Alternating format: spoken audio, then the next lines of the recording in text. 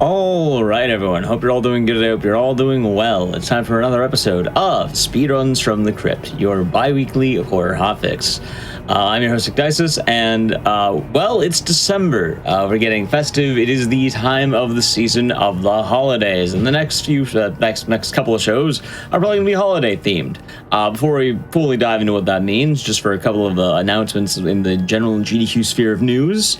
First off, don't miss out on Black in a Flash's upcoming events. Check out Speeding Through the Holidays, December 27th to the 28th, starting at 1 p.m. Eastern. Back to Black will return February 5th to the 8th, 2026, benefiting Race Forward. You can use !BAF in Twitch chat to learn more about that. As well, Awesome Games Done Quick 2026 will be live in Pittsburgh, Pennsylvania from January 4th to the 10th. Registration is available now through the event, so be sure to register if you want to experience the event in person. You can visit gdq.gg for more info on that. But yes, as I was saying, it is the holidays. It's December, so I thought, hey, the next two shows could be holiday themed. Because believe it or not, there is a weird blend of Christmas and horror. So I thought it'd be fun to check out a couple of these. Today's focus is all on Dead Rising 4, which I know not a lot of people are a huge fan of this game and quite questionable, but it actually does lead to some pretty interesting speedrun categories and just general strategies, as we'll see today. Anyway, to kick things off, we're going to be having Dead Rising 4 Story Mode New Game with NallyQ. Take it away. Hey everyone, this is Dead Rising 4, the holiday game. I'm Nally, and on commentary we have Texan, if he wants to introduce himself. Hi, you guys are going to get sick of my voice tonight. So I was almost peer pressured into doing this game in French because it's the fastest, but we're doing Spanish. So let's get started. We are on a new game, which means we start at level 1. We have no progress whatsoever, which is what is seen in the bottom right corner. And we're going to go on normal, and time is going to start as soon as I hit it. So 3, 2, 1, go.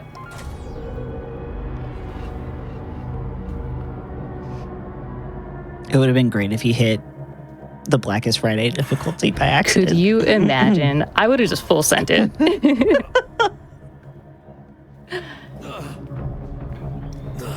So the reason why I do this game in Spanish is because it's the second fastest language, and it's a little bit silly.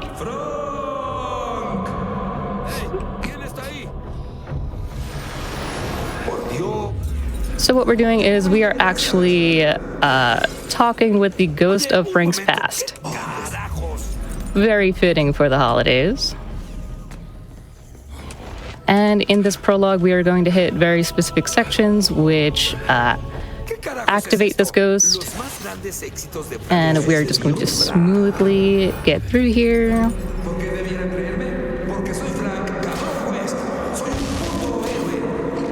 It's pretty good. Mm-hmm. Sí, ya lo sé, no fue mi mejor entrevista.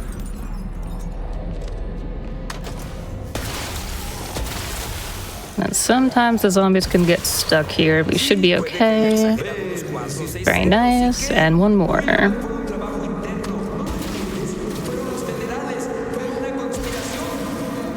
I'm so not used to hearing him in Spanish.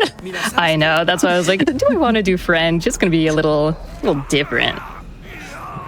Yeah, they'll get enough French later on.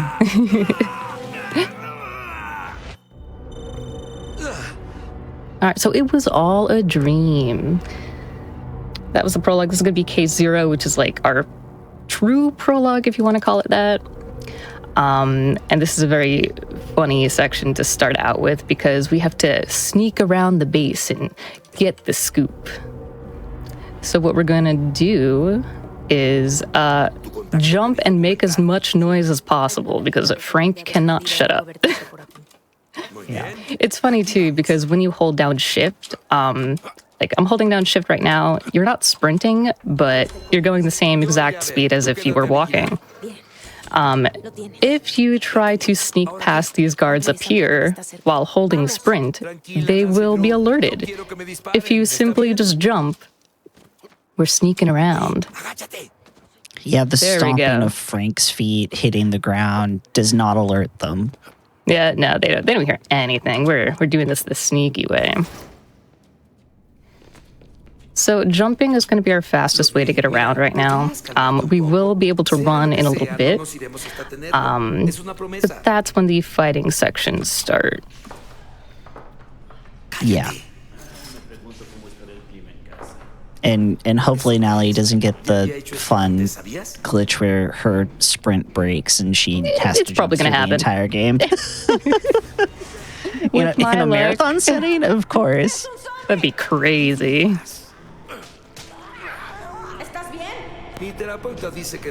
Alright, let's see. Can we sprint? Yep, we are good. Awesome. So what we're doing right now is we're going to gather up as much material as possible. I'm grabbing a wrench, I'm grabbing a pipe. We basically just need to clear out this section. I'm healing early because there's actually a prompt a little bit later on into this saying, hey, you need to learn how to use a healing item. But we do that now to skip that dialogue. And then there's 3 sections of this. This is going to be the second.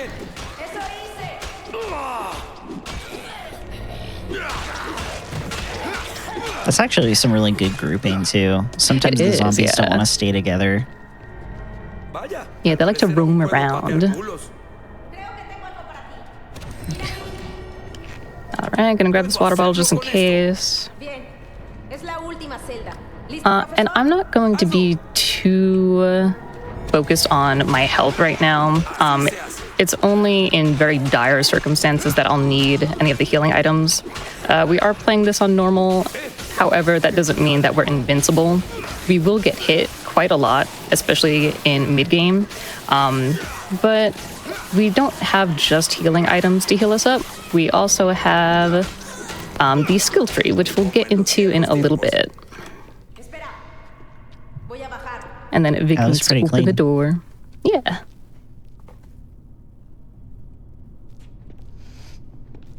There we go. Te perdono. Esto es mucho mejor que el minigolf. Wow, eso fue un poco insensible, ¿no crees? Son solo zombies, Vic. Lo sé. Es solo que... Right. And then the game introduces us to the camera, which is the very notable item in the Dead Rising series. You use it a lot in basically all of the games except for 3, really. Because we play as Nick in that game. Also vanilla, too. Yes. Mira, no necesitamos todas las respuestas, solo las suficientes para armar la historia. Vamos, sigamos. And then the camera has 3 modes. One of them is the normal mode, which is just like your regular lens. The second one is going to be an investigative mode, which we'll see in the next room. And this one is the night vision mode, where we can see in the dark. Usually I won't keep it on for too long because it's very bright. I'll just kind of click it very fast to see where I'm going. Yeah, it's got a long cooldown time, which is nice. So we don't have to wander around with the camera on all the time. Yeah. And then this is the investigative mode. We can suddenly know the codes to any keypad that we look at, because that's how cameras work. I like to think that he's actually standing there trying to input all of the different combinations, but we just happen to time skip and get the right one first off. You know, we're speedrunning this. Nunca había visto un zombie enloquecer de esta forma. Dios, Frank. Mírala. Está sufriendo. Sí, y la única forma de continuar es por esta cámara. All right, so it's time to get crispy. You like barbecue? Do you think she'll be okay? Nah. Maybe. Oh, wow. She didn't even get hit by that. What? I've never had that happen. I've never seen that happen. I didn't know that was possible. I thought she always got hit. Huh. Game? I did not plan for this. I may have to restart the checkpoint. Oh, yeah, she doesn't want to move. Yep. Wow, that fell in the perfect spot. Okay, there's nothing I can do. I wonder what this is going to do. Dead Rising 4 is a well-designed game. Made with duct tape and dreams. Okay, this is okay. It doesn't put you too far back, yeah. Wow, what a first. You still have to deal with the dialogue. Ick. Yeah. Well, you know, this gives us more time with Vic because we're only going to see her for 10 minutes in the game. Yeah. For a character that they put a lot of focus on in the beginning of the game, she vanishes and then doesn't come back until like the last, 10, 15 like 10, minutes? 15 minutes. Yeah, no, we don't ever see her again. We hear about her, we never see her. Yep. Oye, obtenemos la historia, salimos de ahí, nos pagan. A eso nos dedicamos. A eso. All right. I also don't think I've ever seen that chicken leg just like bounce the way that it did for you there either. See, I have, but never in a spot where the flame couldn't get to it. Nunca había visto a un zombie enloquecer de esta forma. Dios, Frank. Mírala. Está sufriendo. Sí, y la única forma de continuar es por esta cámara. All right, let's turn the fire up to 11 this time. There we go. Okay. Fetch. All right.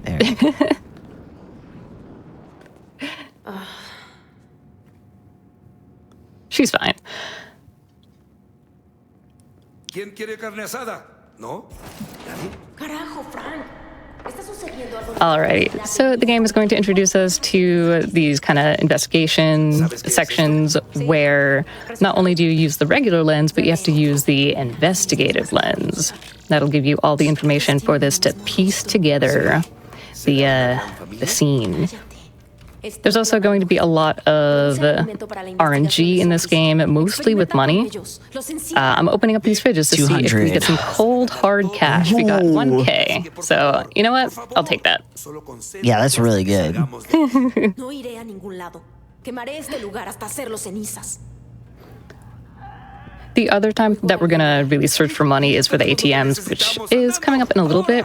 The money is very important because it is used solely for the ion cannons, which is the best weapon in the game.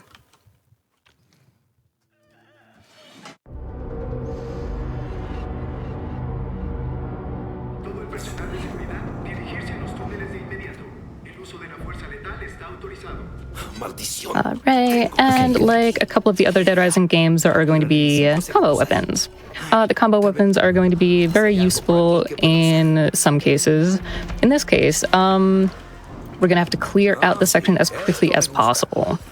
This little sledgehammer grenade thing is going to be great, because clearing all this out is going to be vital to more money-making schemes. What I'm doing here is I'm clearing out the area in a certain way so that I can make a photo. Nice. If I get a rank S, we are good, which we did. Why we want a rank S is due to the fact that we can get not only experience, but money. They're little rewards for the amazing ranks that we get, because, you know, photojournalism and whatnot. So that gives us enough money to be guaranteed one ion cannon, which is super sick. For How much? I don't remember how cannon? much. Ion cannons are 7,500, Okay. and I think it gives you 10,000. Yeah. Give me 1 second. Then we are good. Not bad. Yeah, it wasn't a bad grouping either. Yeah. Soy demasiado de edad media para estos serán los controles de la puerta. Parece que And then I am playing this on keyboard mouse, which is going to be a little bit different than playing this on controller. I do keyboard mouse because it's just easier for me to sort of navigate, and movement-wise, it's just easier for me. The only thing that's going to be a little bit hard is navigating the skill tree. Because if you want to do that on controller, that's great. If you want to do it on keyboard mouse, whenever you hit back, it exits the entire skill tree instead of going to the base skills that you can upgrade. So I have to do it very carefully and probably switch controllers from time to time. Manténlos alejados. Necesitamos llevarnos algunos de estos equipos. mantenerlos Toma tu arma, alejados. Frank. ¿Con qué? All right, so you may have noticed that we have a cute little outfit for all of the zombies. This is actually DLC for the game. I figured, you know, in the spirit of the holiday season, it would be nice. We're gonna send Santa's elves back to the North Pole. I'm sure they would appreciate it. They've got work to do. They do. They can't be here loitering about. Los zombies del food court son lo peor. They got You are quiz to make. really liberal with your handgun shots. Yeah. Like, you do not aim for the head at all. Oh no. I just kind of go.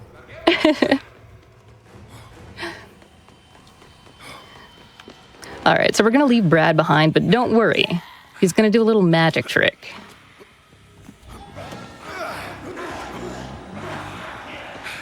And then we're actually gonna drop the gun because we don't need it. The weapon that we need is actually sharp weapons. Oh, hey, it's Brad. Whoa, that was Yo. crazy. How'd you get here? Por una samosa. He's got that instant transmission. Vengan aquí antes de que los vean. Alrighty, so while I set up, Texan, do you want to explain what I'm going to be doing in this section? Una habitación. Yeah. So right now, Nally is picking up the fireworks and the crossbow to be able to make the blambo. You briefly saw the blambo in the dream sequence when she was going up the escalator. This is going to be used to combat some obscurus agents, which are the like military villains of this game. And what she's going to do is she's going to be running back and forth on this entrance area to trigger the enemies to show up. She's going to kill them and then run back because if she's at the front of the entrance at the end of this wave of military guys, it completely skips the wave of zombies that'll happen. So it means that you save what I think it's like 30, like a minute or so of time of not Like having to 2 minutes or deal- something. Oh, hold on. Yeah, of There we go. having to deal with zombies. So usually, if you just kind of hang out where she is currently, rather than doing the running back and forth after beating Obscurus, is a horde of zombies is going to show up, and she got it. So Very no horde of nice. zombies are going to show up. We can immediately go to talk to Brad and leave the hotel. That was really good. That was actually pretty solid. That was very clean. Yeah, I found out that there's actually 2 ways of doing that skip. One of them is the, serpentine back and forth, and then the other one is you can actually stand at the very edge of the door, and most of the soldiers will spawn in on the outside, and then that last wave will spawn inside. But that one's a little more risky, because one Yeah, that sounds wrong step risky. and, it's rough. Yeah, serpentine movement is the most consistent, I think, we have. Plan, pero iré solo. ¿Qué? And then I didn't pick up any of the throwable items. I know that some people prefer to have the throwables, especially with the section that's coming up after the safe house. But I prefer using the Blambo because, we have extra ammo. It actually does a decent amount of damage. It clears out zombie hordes. So I keep it just in case. I usually pick up an extra SMG, or like the micro SMG, instead of the grenades, because they don't always go where I want them to go. I never pick up throwables. Yeah, they kind of bounce off stuff sometimes. It's a little volatile. Blambo is also so- just the best for clearing things out. Sorry. Oh, yeah. So the next thing that we are going to check is the ATMs. How is our money RNG going to fare this time? Are we going to get nothing, or are we going to get something? Let's see. Better than Okay. your rolls in Final Fantasy. That's absolutely fair. My rolls are terrible. You do have enough for 2 ion cannons, so you're in the clear. Yeah, we are good to go. Would have been cool if you had enough for 3 of them. But There is one locker that I can check to see if I can get 3, but it's all good. 2 is the minimum amount that we need. Malditos idiotas. Yoink. Alrighty, so we're gonna go to the little safe house that is down here. The one thing that I'm going to pick up in this hallway is a shotgun, because gingerbread men do not like shotguns. I found this out very recently. are you going to blow Watch their this. drop buttons off? Absolutely. Oops. So what I'm going to do is I'm going to pick this machete as well.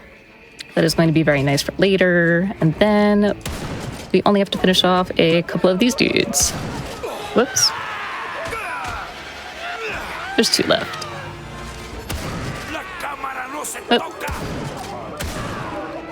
Wow, they Nice. Then we only have 1 shot, so we'll just drop it. That's fine. yeah, you're gonna pick up some more later, so Yeah. ¿Qué pasó? ¿Los mataste a todos? ¿Hace mucho que estás aquí? ¿Sabes algo sobre una reportera llamada Vic? Sí, sí. I know what's really funny. I somehow skipped this in my practice run before this. Like, this whole dialogue didn't have... I have no idea. I just walked in. you walked in and she didn't have anything to say to you. Dude, I walked in and then she walked out. Oh, I have no idea what happened. Okay. Okay, so we're essentially hacking Vic's computer. We're getting the passwords and stuff, and then she just, you know, left everything behind, like this beautiful artwork right here. And laptop unlocked. Hardware militar. Parece que Vic lo usó para cargar informes. Bien, entonces la All right, so in this section, we're going to grab the 2 ion cannons, maybe 3 if I want to open up that locker. We have to talk to this person first because the way that we have to progress through the game is to buy a $1 map. Imagine being locked behind a $1 map. You can't progress unless you have it. and the cool thing is that while she's talking before the map, you can like go in to get the map. You can just go buy your ion cannons, and by the time you're done doing that, you can go get your map. Yeah. And then I didn't even bother with the locker because we only had 3K, so it's not going to help us any. Alrighty. Let's progress. What I'm going to do here is I'm going to take out my Blambo because at the end of this section, I will need it. Gonna have another First, escalator filled with zombies. Tactical maneuvers. Yo, the amount of times I've just been tackled trying to weave between all of them has not been fun. It happens. All right, so this is where we need the Blambo. Watch this. Boom, boom.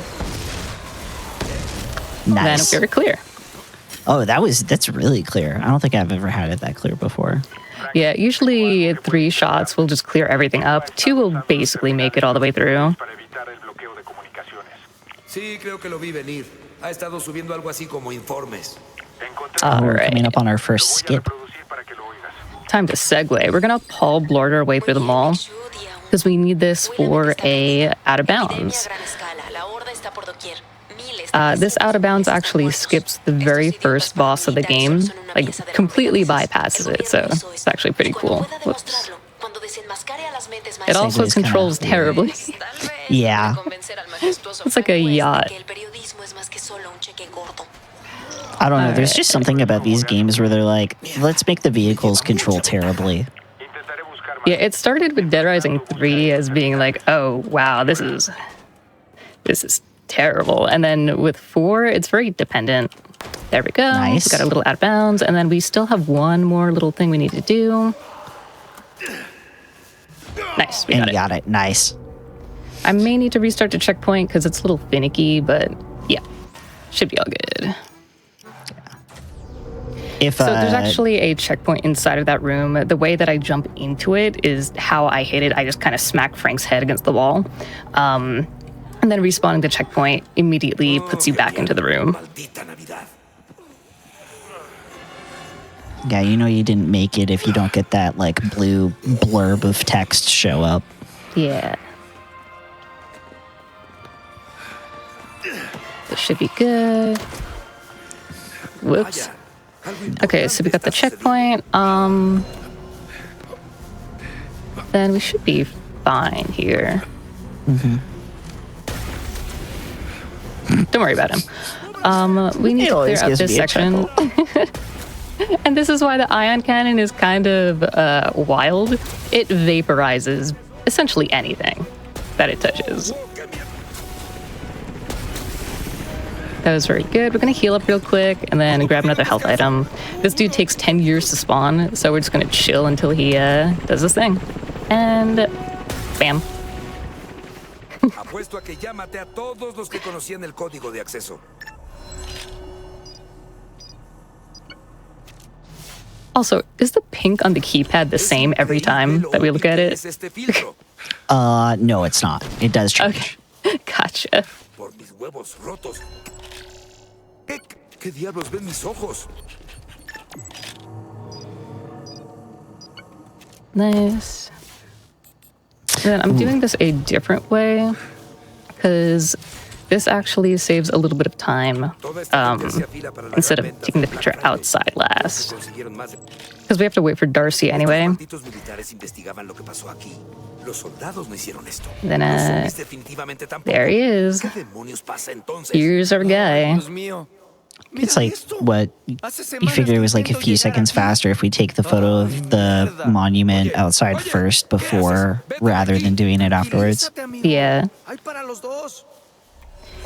Okay, so Darcy is going to talk to us about Paula. Paula's a podcaster.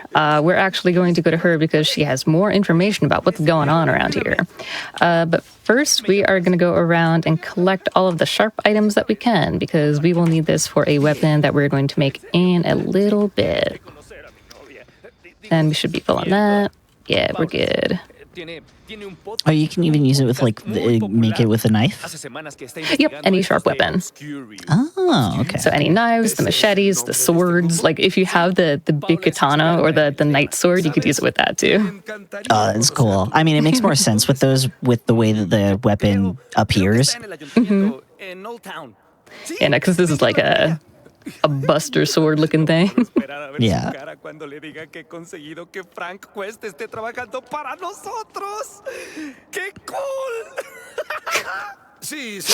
Okay, I like Spanish Darcy.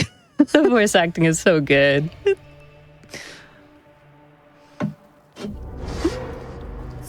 All right, and that is case 1.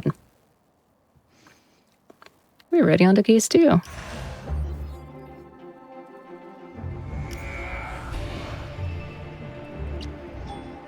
What kind of journalist are you? Becario. That one. Yeah. And then every case it gives you like a status of the type of journalist Frank is. Okay, so Paula found her number. She's chatting with us. She's like, hey, I'm a podcaster. I have this show. We should meet up. And that's essentially where we're going. And then we're going to learn about combo vehicles as well. However, this is the only combo vehicle that we're going to be using in the game. The game is like, hey, you've heard of combo weapons. That's really sick, right? How about combo vehicles? And then in the run, we never use them. We just use whatever's available to us. Takes too much time. Yeah. Unlike DR3 where like there's combo vehicles littered about the entire map. It's everywhere. Okay, and then this is the Warmonger. Hope you guys like it, because this is the only time we'll see it. We get it for like, what, 10 minutes at most, and then we abandon it? Pretty much. Not even. It's probably like 5 minutes. Si vas al ayuntamiento, llegas con estilo. Okay. Time to bulldoze our way through Willamette. Also, I guess we can talk about the plot a little bit. So this game is actually 10 years after the very first Dead Rising game. We're back in Willamette because, of course, another form of zombieism occurs. So this is actually, I think, 2016. The original game was 2006, yeah. So I also think this game came out in 2016, didn't it? It did, I think, yeah.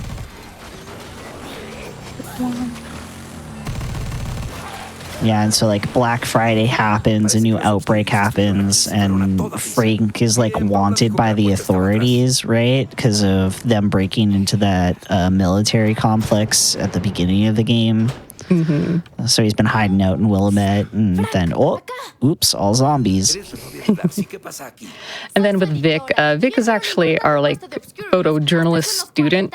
Espera un momento. We don't really see her. We just know that she's our student and she tries to overtake the whole scoop. And then at the end, she has a change of heart. Spoilers. Yeah. She's really upset about killing zombies because they used to be people. So she's kind of got the vibes of the peace organization from Dead Rising 2. I don't Yeah, remember the their ethical name. mindset. Yeah. Auto volcado, auto en el techo, tú sabes. I should also mention that they had to do a lot to make this game work, Conocimiento arriba de because in Dead Rising 3, they cure zombieism, Yes. registros de but then they have to bring it back. Esas alcantarillas están profundas. ¿Quién sabe qué peligro acecha allá? Oh, yeah, they do. Buscan algo y algo muy All right. So once we hit investigation complete, we could just leave and Paula talks to herself. Yeah. Which is going to happen quite a bit. We kind of leave Paula to do her own thing, and we go off and do what we need to do. It's kind of like she truly is the Bueno, esto es truest todo. form El puesto tiene que of estar en el podcast segundo host. puesto. Tengo que ir. Oh, for sure. So up here is going to be another kind of safe house section. It's much smaller. This is where we are going to get the ice sword, which is the second best weapon of the game. We are going to need a lot of these because a lot of the enemies do not like ice. Cold is scary and it hurts. Which, yeah, same. Bien, ¿qué tenemos? I do not like the cold. Ningún zombie pudo haber. So we're going to do all this, gather our... what? There we go. Gather our pictures and then make the ice sword. Muy seguro. I'm also going to pick up this shotgun just in case. Creo que los caza a ellos. So what we'll need for the ice sword is all of this stuff. Suena como si estuvieran peleando contra algo. Me pregunto si puedes. And then we are also going to take a look at the skill tree. The skill tree is going to be very, very helpful. Solely because we're going to open it and we are going to see all of our fighting stuff. We have 7 points. We're going to put 2 into fighting, 2 into ice. Oh, sorry, 1 into ice, 1 into vehicles. And then because we have so many left over, I'm just going to put everything into blunt. And we're good. Do ice swords count as blunt? Ice swords Which are is a sharp, silly but they're also question. ice. So the skills kind of stack on top of each other. Buscando. Okay. Creo que es- Because like, what would be the point in putting it into blunt? Is that's for later on, right? With the exosuit. Yeah, so it's with the exosuit. It's also going to help us with a lot of the like random weapons that we can pick up. And then once we get to the exosuit section, that's where we're going to put stuff into the fighting skill. Okay. Alrighty, so all we need to do here is clear out the firehouse. I'm also going to heal up and grab some healy items. And Pues, veamos Let's qué do hay it. dentro de la caja. nice fall. He didn't get caught. Sometimes Frank doesn't want to go down. Yeah, he likes to grab the edge sometimes. Nice. What? Cool. What a cancel. That was crazy. Very nice Bien, clear. Se supone que este era un punto de repliegue de Obscurious. Entonces. Okay, so while he's talking, I'm going to make another ice sword, and then the same thing as the other sections, we're going to gather evidence. ¿Quién se comió? Well, it's a good thing he's covered wars. He's got experience gathering evidence. Oh, absolutely. Marcia, la estación de bomberos. And then we don't need to wait for anything. We could just leave after this. Before that, yoink. Let's go. Debo llegar al basurero. Sea lo que sea, esta cosa siente un verdadero odio hacia Obscurious. I'm going to pick up as many liquid nitrogens as I possibly can because sometimes you'll need extra ice swords. Did I just get... What was You that? did. Yeah, you got hit by the helicopter. Nice. Direct shot. I like to think that Frank just on his belt has all of those cans of nitrogen Just clanking around. Just hanging there, yeah. Yeah. Like a utility belt just for liquid nitrogen. Yeah. Also, say hi, Paula. And then say bye, Paula. Mierda. Gonna be a common theme. I did see a dude on the left, so we're just gonna go right side. Less likely to be hit. That's fine. We have a Healy over here. Whoops.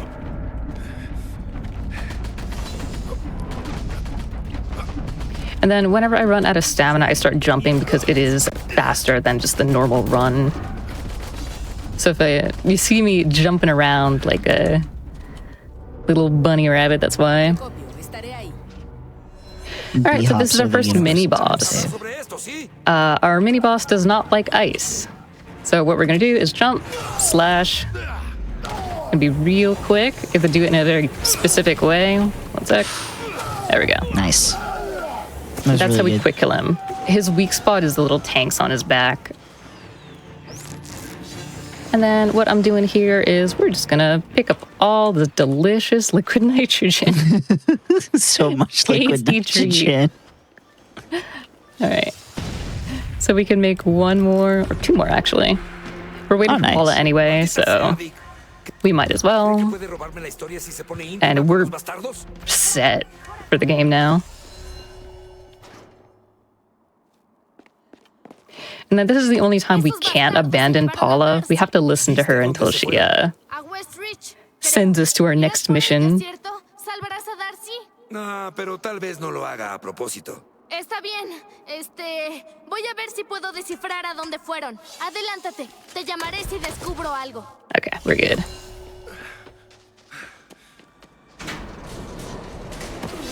All right, so the one thing that's a little bit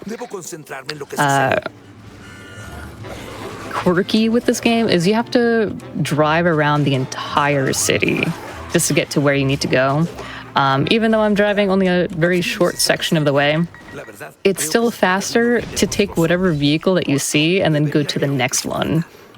ATVs are going to be your technically second fastest way of travel.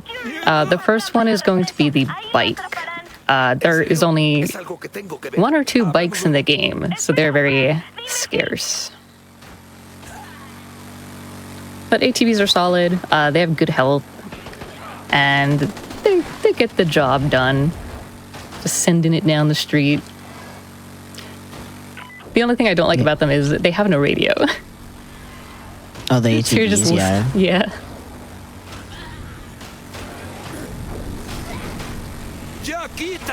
Honestly, I prefer the silence of the Christmas music, especially when I play this game not during Christmas time. You know, that's fair. Okay, we're gonna do this, and then just there we go. Oh, that's... Wait, I didn't know we could wiggle that in there like that. Yeah, the I always ATV fits yeet. perfectly through. I always throw myself off. I only yeet if I can't get to the right fast enough. Ah, gotcha. Por aquí, hablemos. Bien. All right, so we're gonna talk to Isaac and then run.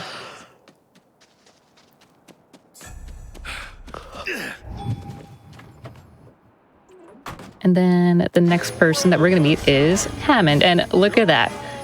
Festive holiday music. We do have a This is question like in circus chat. music. Go for it. How would you rank all the Dead Rising games? Me personally, 2, 1, 3, 4. But that's just me. I know a lot of people really like 1, but for some reason, I enjoy the gameplay and the expansive universe of 2, I suppose. There's just a lot more to do in 2. Honestly, As much I'm as I on really like 4, it's a game. Duct tape, hopes, and dreams. How would you rank them? Oddly enough, my ranking's the exact same. Eh. Dead Rising 2 was the first one that I played, so I probably have like the nostalgia for that. Dead Rising 1 because it's also the GOAT, honestly. 3 because I like the driving in that one a lot better, even though the vehicles are volatile.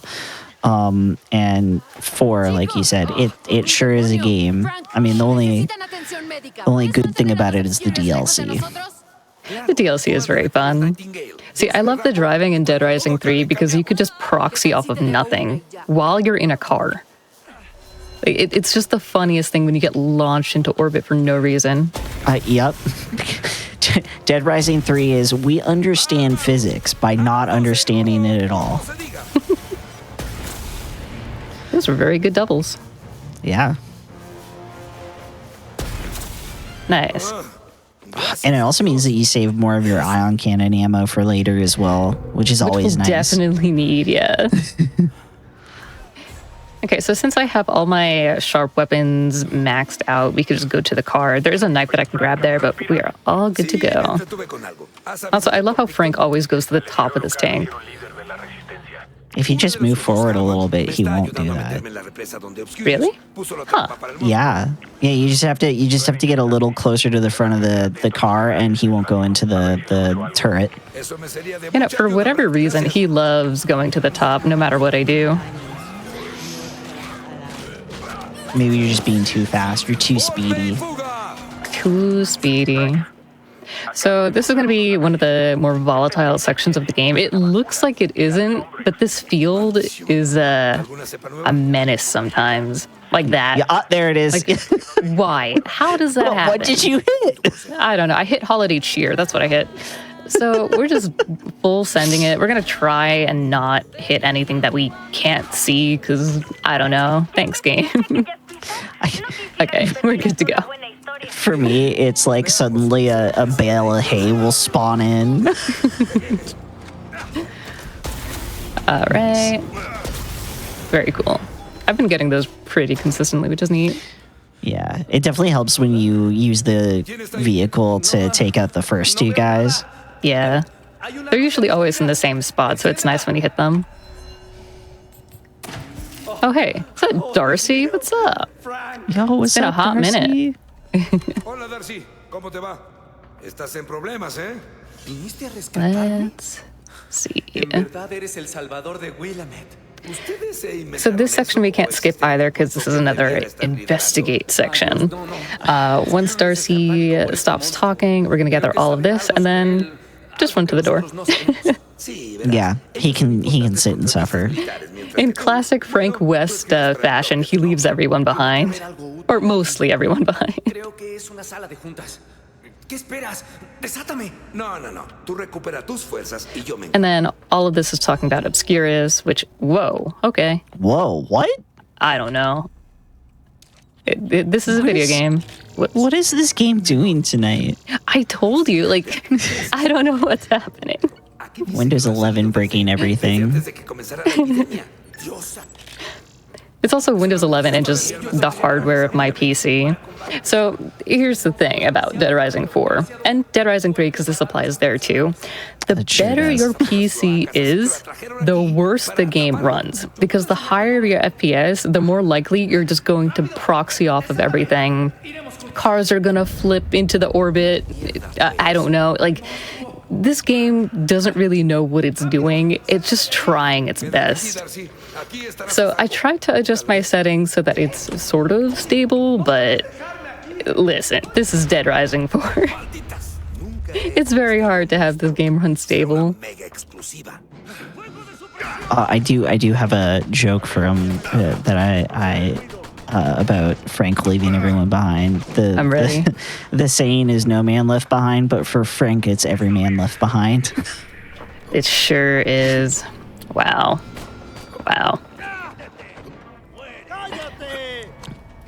All right, so we're actually heading to our first official boss. Nice dodge. Okay, sometimes you can get that was caught. really nice. Oh boy. So our first official boss is the lieutenant. The first actual boss is a knight, but we skip that with the segue. This one, we have to use the exosuit to fight him. There's a very specific way that you want to fight these guys as well. You want to try and not use... Oh, hi. One sec. Whoa. Yeah, sometimes it can be aggressive. You don't want to use the oxygen tanks that are up there yet. You want to use that on the last phase because it kind of freaks out. Let's see if I can hit him. Nope. That's the game. Those railings make no sense because you can hit right in the open space and it'll be like no damage. Yeah, it's wonky. So what we're going to do here is we are going to put points into the fisticuffs. And we're going to pick these up. And the lieutenant does not like to be hit. So what we're going to do is, same as that mini boss. Oh, cool. Hold on. We're going to try and hit him in the back. He's being very rude. Wow, yeah. Yeah, for some reason, he's locked onto me. Yeah, unlike the mini boss, this guy cares about his back more. Yeah, sometimes he can go into a little loop where he gets stuck going around and around like a carousel. Did you see those crane hands just fly across the screen? I sure did. It's the rolling hands. Okay, cool. Maybe he'll cooperate this time. And then we want to wait over here because sometimes he can throw bombs like that. And he'll just kind of full send it at us. There we Nice. go. Quick hits are very good. And then this is the last wave.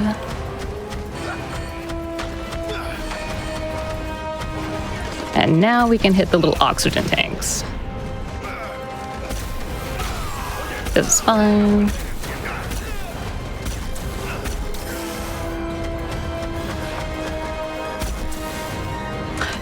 The first aid kit locked me. That's so funny.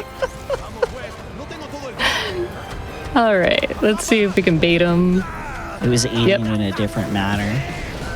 Nice. Cool. Cool. And you just gotta wait for him to explode. He's just chilling.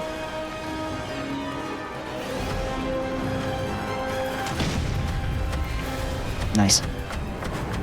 And that is Case 2, or Chapter 2. En Old Town.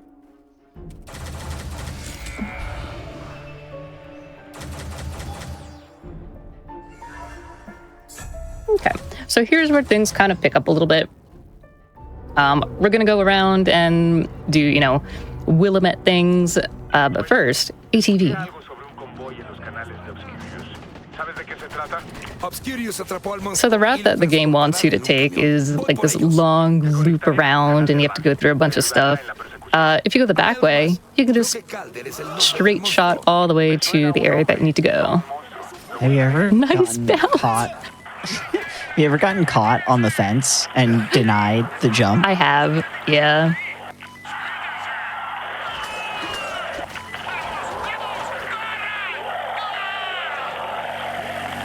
All right, so we don't have vehicle push yet, so this is going to be a little rough to get through. Los hombres de Tom. Yeah, 3 But more we have levels. we have the vehicle help, which is really nice. It'll carry us pretty much to the end.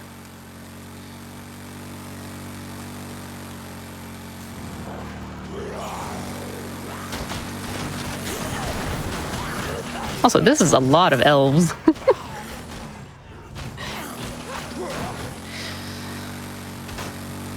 They're stronger in numbers. Strength in numbers. Carajos ocurre aquí? Of course. Me fascina el olor de cuerpos quemados. I was waiting for you to get hit by that helicopter again. Could you imagine he just locked on? Los conductores de Obscurious son una mierda o está pasando algo Takes out the muy malo? ATV. Oops. So the next mission that we have is we're actually going to talk to this dude that's across this ramp. Don't worry, we'll be fine. And he's like, I'm hurting. I need morphine. So we have to find him morphine, which is actually in that building up there. So we have to go all the way back around just to get him his meds. Because look at him, he's suffering right now. Do we know if we can just go get the meds first? Has anyone tested that out to see I think if it's the locked. morphine spawns? Wow. You know, I think it's locked, so that's why you have to talk to the dude, because I think he's the one that unlocks that gate.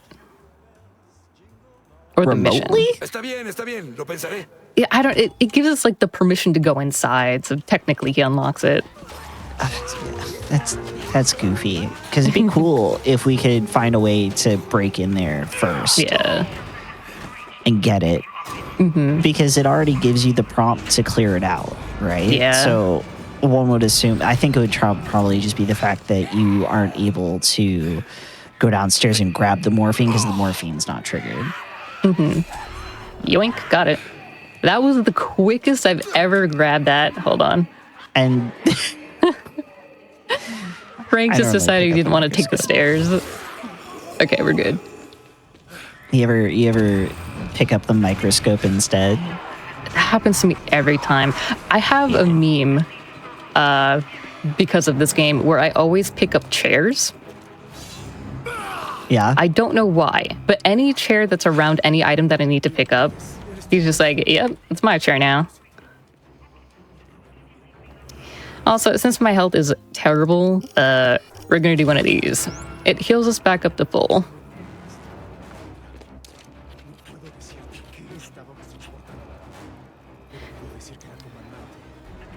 And what isn't a horror game without a sewer section? My favorite. What's a video game without a sewer section or a water level? Dude, it's always a water level or a sewer. Esta puerta está golpeada. Ahora bien. But first, we have to go through the train yard in order to get into the sewer. Train yard isn't too bad. It's just a lot of platforming. No tengo ni la menor idea. Which, in this game, if you know the Dead Rising series, platforming isn't the greatest. The game is a little bit floaty with how it controls. So sometimes Frank or whoever you're controlling in whatever game can just, I don't know, fly off of nothing for no reason. Or not grab onto things, or like if you're holding an item, they'll just slide off the ledge for some reason. Yep. Alright. So we're using the trains in order to avoid all of the zombies. We don't want to walk through them because we'll just get staggered, which is not great. It'll take us 10 years to get through any of this. So we're going to avoid as much as we can. And then this is actually extract, I believe, where we just go through the fire. And that's it. It is much quicker than the alternative route. I legit learned about that route yesterday. And then here is our little safety bananas. Gonna grab them and then into the sewers. What horrors await us in the sewers, I wonder? Zombies? Is it zombies? Nah, that'd be crazy. Oh, I really hope it's zombies. I don't think so. Is it elves? You know, that one might be true. It Maybe might just be elves. Ooh, reindeer would be cool. Okay, and then you see me jumping down those stairs. You've seen me do it a couple of times. You want to do it in a very specific way, because if you jump too high up and Frank's head clips through the ceiling, it could actually soft lock and crash the game. Wait, his head will clip through the ceiling if you jump too high? Yeah, if you do it too much and like he gets a little bit of a boost, the game will be like, whoa, you're not playing this anymore, and it just crashes. Wow. Capcom Vancouver really built this with ducks. Whoa, you were right, it was reindeer. Oh my gosh. It's not the type of that's not the traditional reindeer that I know of. What do you mean? These are like the classic Santa's reindeer. Yeah, all of them are Rudolph. There's a what's his name? Blitzen and Rudolph and all those. Dasher and Prancer and Comet. Dancer, Vixen, yeah. I know reindeer. Uh-oh. Hold on. Oh, the yell. Well, he's just gonna chill, I guess. That's fine. Ooh. Okay, Really so you wanted wanna to get you. Yeah. You want to fight these reindeer in a sort of specific way too, because if you sprint into them, they don't like that. They will just instantly grab you and put you into a little bit of a lock. So you want to just swing at them from a distance until you get enough damage off them.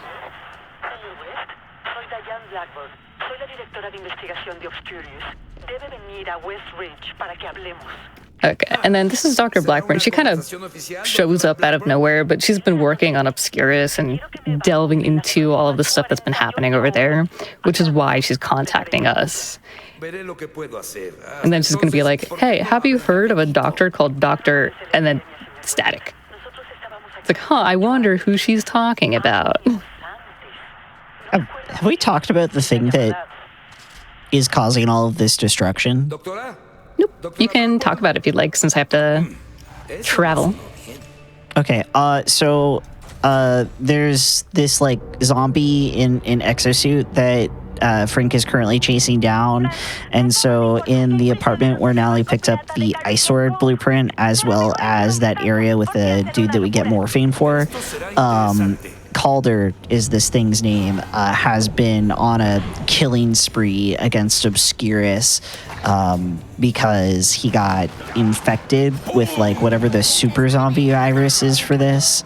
And so that's basically what Frank is hunting down, is like an exosuit zombie that has it out for the military outfit in this game. Yeah, and that's why at the beginning of the game, someone on the radio says, oh, Calder? That sounds more like a person than a monster. I don't know what we're hunting down. So that's why we're like, what exactly is going on here? Let's get the scoop. You know what? We're going left now. Sure. This car is not being kind to you right now. No. You know what? That works. We're just going to Tokyo drift around Willamette. Yeah, this is really just showcasing why Nally gets the vehicle skill stuff, and when she hits level 15, she's gonna get the other vehicle skill that makes it easier to push through enemies. Yeah, it's gonna help a lot. Okay, and then the next thing that we're going to do is grab a bike, and this is the only bike that we're going to pick up in the game. Is it bike time? Yep, it's bike time. Ooh. How time flies. So we're going to grab this, and there is actually a section we have to go to, well, rescue Dr. Blackburn.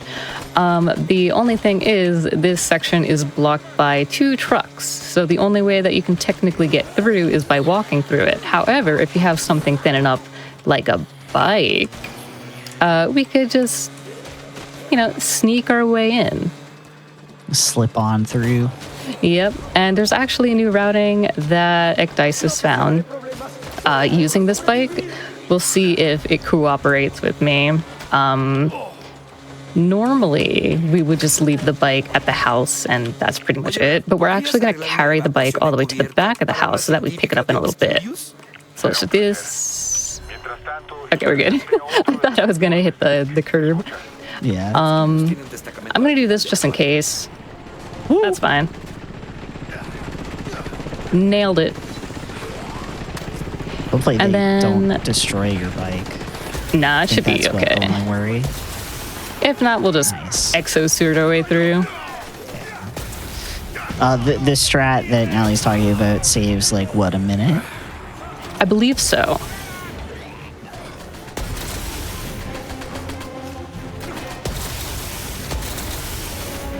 One more. Nice. Very good. I think what helps too is when you bring the bike into the back of the house, all of the enemies are kind of grouped together. So it helps quite a bit. We're gonna yoink this knife and we're gonna make it into a ice sword, and this is pretty much all the ice swords that we need for the game. I'm gonna be real, man. Your inventory management is impeccable. Thank you. Yeah. When I do this, I'm just burning through ice swords left, right, and center. I don't have my ion cannons. You know, I just kind of full send it. It's like, yeah, we got swords. It's fine. Oh, hey, who's that? Huh, I wonder who that could be. That guy looks a little familiar. A little high res, but It must be someone that we've met a long time ago. 10 years ago, in fact. Yeah. There's a little precious cat. Love that guy. Love Mr. Flamel. Mr. Flamel. So we're kind of locked in here for a little bit. The game wants you to use the exosuit in order to progress through the rest of this section. But we're going to try the bike route and see if we can get rid of the exosuit as quickly as possible. Because we have kind of a sad run speed when it comes to this exosuit. And the cool thing, too, about the exosuit is the moment that you go into a vehicle, it just shatters off of you. It's like, Oh, yeah, it explodes. oh, you don't need me anymore? Fine. Back to my planet. Oh, I really So let's see. like it. Nice. Hey. All right. So let's see how my driving skills are going to be through all this. What? There we go. It does was that a weird sometimes. Camera. Yeah. I like how you say it so casually. Yeah, it happens sometimes. You know, that's just Dead Rising 4. Oh, wow. And then I Yeah, slip that's through here. super fast. Oh, yeah. Don't wipe. Nice. Nice. Okay, we're good to go to the winery. You're also then- 15. Yeah. I will, nice. Do that in just a second. Okay. Because I'll need it for the ATV. So at the winery is actually Dr. Barnaby's hideout. Whoa. So we're going to investigate his stuff and we're going to meet his pet cat. He sure is safe. Sorry. Stupid. But I love this good joke. You'll see. You'll see. Also, yeah, I can see why the bike's faster. Yeah, that was so quick. Yeah, no, that is really neat that Ek found that. Especially because normally, like Nally was saying, is like you'd have to run with the exosuit, you would go pick up a car that's at the end of the street, drive to where you need to be, get out of the car, and then run to the winery. Yeah, but the run speed in the exosuit is abysmal. What could be in here? I told you to save. The most precious bean. Look at him. Mr. Flamel. Honestly, I resonate with Barnaby. All right, one more. Cool. All right, so this is a very interesting section. We're going to accidentally alert the zombies. And we're going to deal with them accordingly.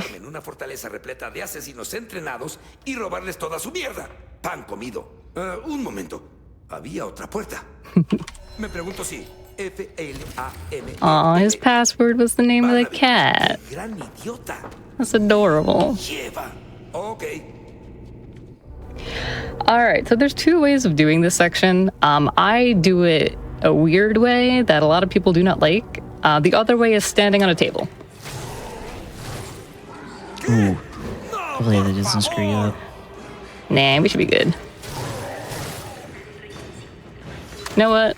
Hijo de puta. He's made of titanium, I guess. I don't know. So, yeah, we have about 2.5 minutes. We're just gonna watch the zombies dance. They're just gonna be chilling outside the door. Cool. So perfect time for a bathroom break. I'll be right back. Go for it. It all works out.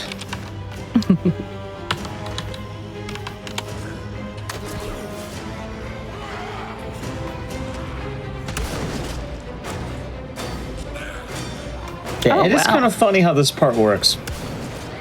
Yeah, it's a little bit finicky sometimes. So, like, if you start all the way back here with fighting the reindeer, then you're fine. They're not going to come in. And then the table strat is okay, but you have to micromanage the movement a little bit when you're standing on the table so that they don't, bite away at your ankles. Because there's 2 tables that you could stand on outside of here.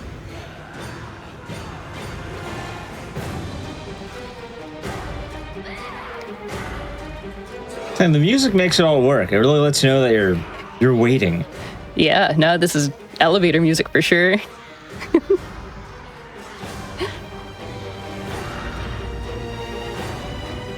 All right, halfway through. Well, while we're waiting, how about I give a couple of announcements?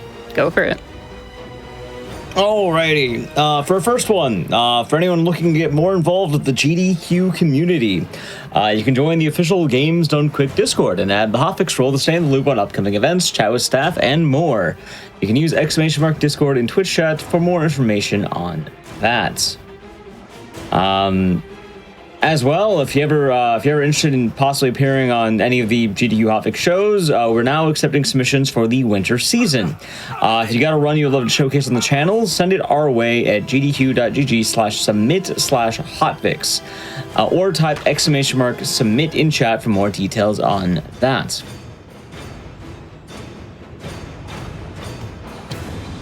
How are we doing on the? We got a little bit left. Yeah, we got like 30 seconds. We're getting it. Look at them all chilling. Planning out for a next Christmas. Yeah, no, they're just over there doing their thing. And this is actually going to be the end of case 3, I think. Yeah, case 3. We have like 10 seconds left, and all of this waiting is just so that the door opens because there's a timer on it. Mm-hmm. Oh, did you mention the other way?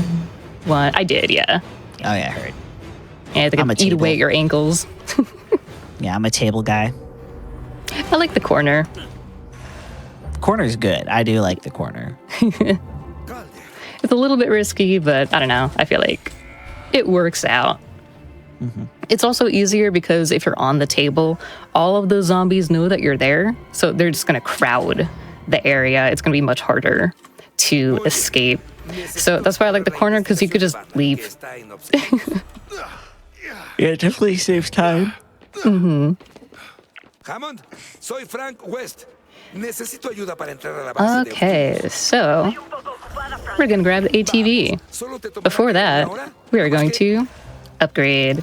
So this is Vehicle Push. Vehicle Push is going to be very useful for pushing through zombie hordes. And at this point of the game, which is about halfway through, it's going to be super nice to just not get stuck behind all these zombies. And then we're going right because I went the wrong way last time. No Grim Gobbler for us. Nope. See, the sad thing about Vehicle Push is it doesn't get rid of the hitting invisible objects for no reason issue. So, we just kind of have to deal with it and adapt. I think zombies just sometimes have the same collision as like a stable object, like a tree.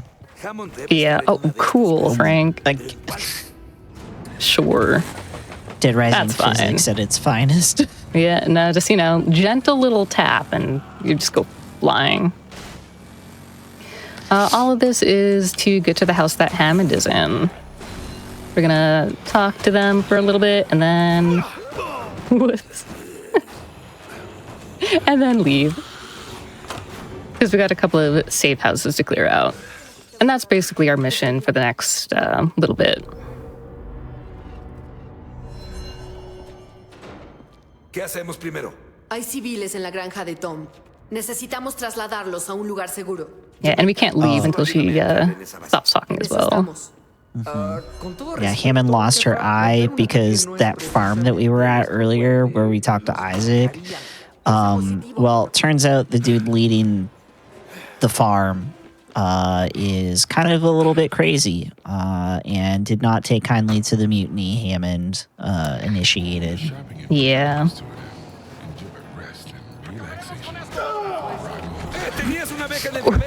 Okay. So we're going to clear out the pool hall. We're basically just making safe places for more survivors to go. These are just like little emergency shelters. And, you know, a vehicle push is not doing its job. It really isn't. Oh my gosh, I forgot the trees and the fence posts are just made of metal. Well, I find it funny that you like knocked into a bush and like this very thin bush doesn't allow you to break through it, but Oh, yeah, no. the wooden fences do. Dude, I don't know.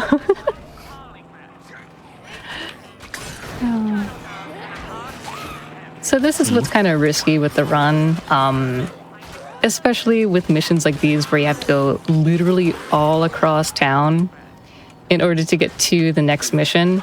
You just have to be very careful with where you're driving. I kind of know where the spots are. However, with newer hardware, the spots have changed. So I kind of have to guess where exactly I'm gonna hit. You don't Usually just YOLO it. Yeah, no, I can't just YOLO it because if I'm going too fast and send it, my car can actually flip out of existence. And if I flip out of existence and Frank accidentally gets launched out of the car in one way or another, he'll die. So I can't just full send it in this game. Why? I'm sorry. I'm just stunned by that. Why does it sound like you're playing a game made by the same people that made Dead Rising 3? I don't know. Crazy. Wild. Okay, so we got the extra muscle car, which is going to be neat. We should be fine with that one. So all we need to do is clear. And since we have a million swords, I could just go ham. Yeah, you got really, like I said earlier, your inventory management is very on par today. Yeah. Like, that's the other thing with New Game for this is inventory management for Dead Rising games just in general is very strict in making sure that you're not overly abusing your items, so that they last longer, making sure you have the right items at the right time. Yeah, they definitely test your management skills. Where? Sure. Yep.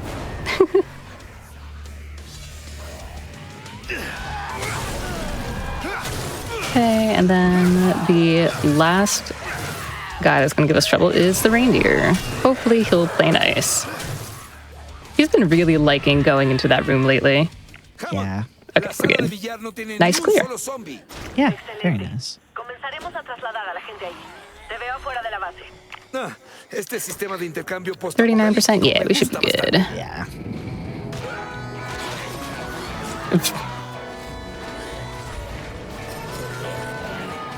And we have our festive country music.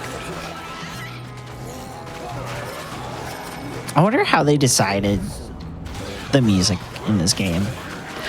Like, I'm for me, pretty sure that a lot of these tracks are original. They're just like, you know, what sounds like it would be in the area and sounds Christmassy. And they just made whatever sounded good. Hey, Hammond. Yeah, it's one of the cool parts about this game.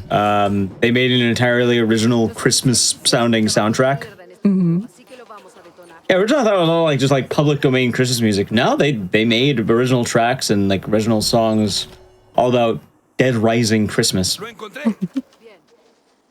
Huh.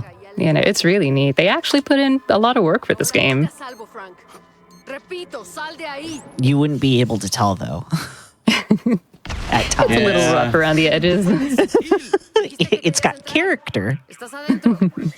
¿No deberíamos hacer algo con la alarma? Todavía no. Sigue avanzando. Tengo que ir al Cool. sala de It's kind of funny because I guess later today we'll be seeing some more of the like Hey, what if we tried making a better game? Oh, yeah.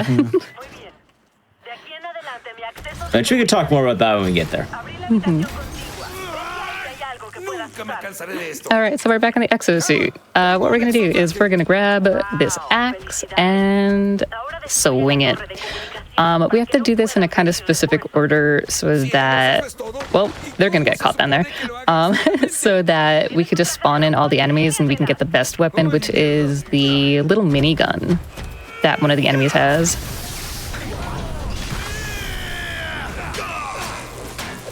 Estos tipos sí que saben dar la bienvenida. Okay. Give me 1 second. All right, this guy. He's got what we need. Good. The minigun didn't go flying.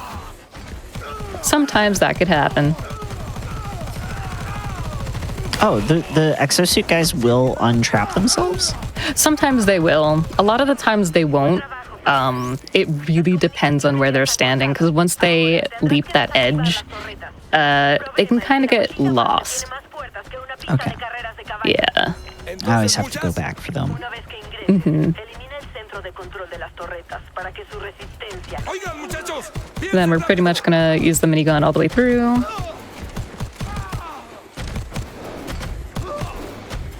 And then this should be fine.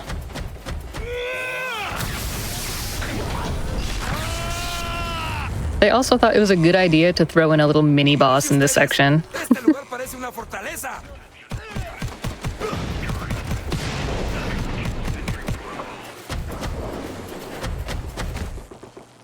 Don't tell me. Oh, Sir, sir? I need you. Please. Oh, nice. Get down here. Okay, we're good. So he's gonna hop this little fence. He's taking his sweet time, though. So I know you told me during your practice that that is something that can happen. I Yeah. personally have never seen it happen before. It always happens in, like, the places you do not expect. Oh, por Dios, no, no son bienvenidos. ¿Y quién te Okay, we're gonna grab some health just in case. We're just gonna run through estás jugando? and hope we don't get damaged too much, which we should be good. Ay, mira. What an inconvenient spot he's standing in. This is fine. We're good. Yep. Yeah, I was smart to grab that health. Yeah, and then we just full send it to the end. ¿Algún problema? What's nice about the exosuit is we could just barrel through all of this. We don't have to stop and, you know, worry about getting staggered. We just send.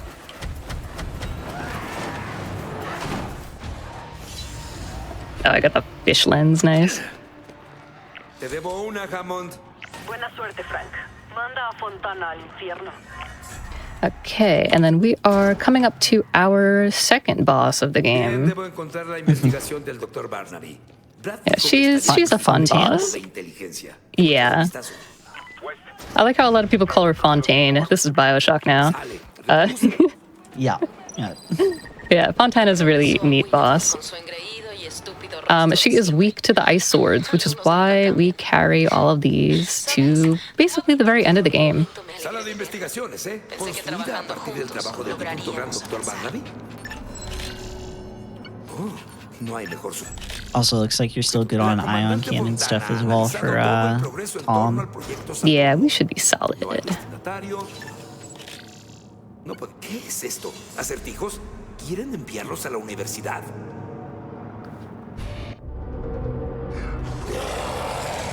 ¡Ay, no, no, no! All right, time to play some reindeer games. Hopefully they cooperate.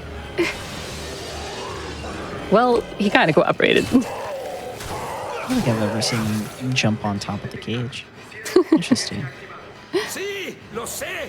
¡Cállate!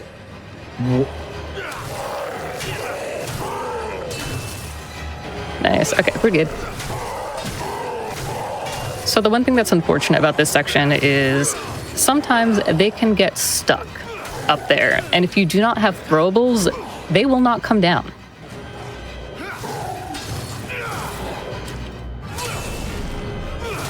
And because I don't have throwables, I just kind of risked it, which is fine. Brad dijo Okay. que todo lo que tomaron del laboratorio de Barnaby debe estar en un cuarto de inteligencia que está en el otro lado. Bien, hay que seguir buscando. And then clearing this section out might be a little bit dicey, only because I have 9 bullets for the ion cannon, so I have to save those. Okay, that should be Buenos good. zombies. Hay que acabar con ellos antes de que empiecen a fisgonear en serio.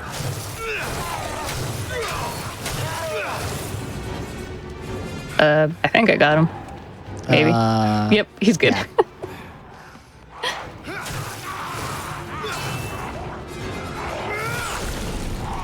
Okay, there should be 2 more, I think.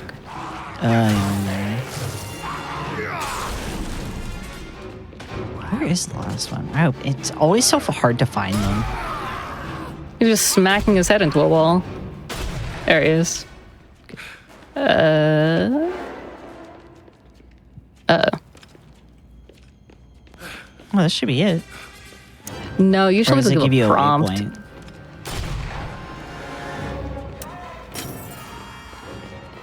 This is the unfortunate thing about being half deaf. Can't hear the other side. Pretty good. Bien, creo que ya acabamos con todos. Ahora, ¿dónde está el cuarto de inteligencia? Alrighty. Maldita sea, debe haber miles de archivos aquí. Y eso es, recuperamos el material perdido de la... esta es una couple parte de la more. cámara de tratamiento. Then we're not gonna forget. Los archivos que Yeah, I was gonna say, Yeah. don't forget the file. del 25 de noviembre.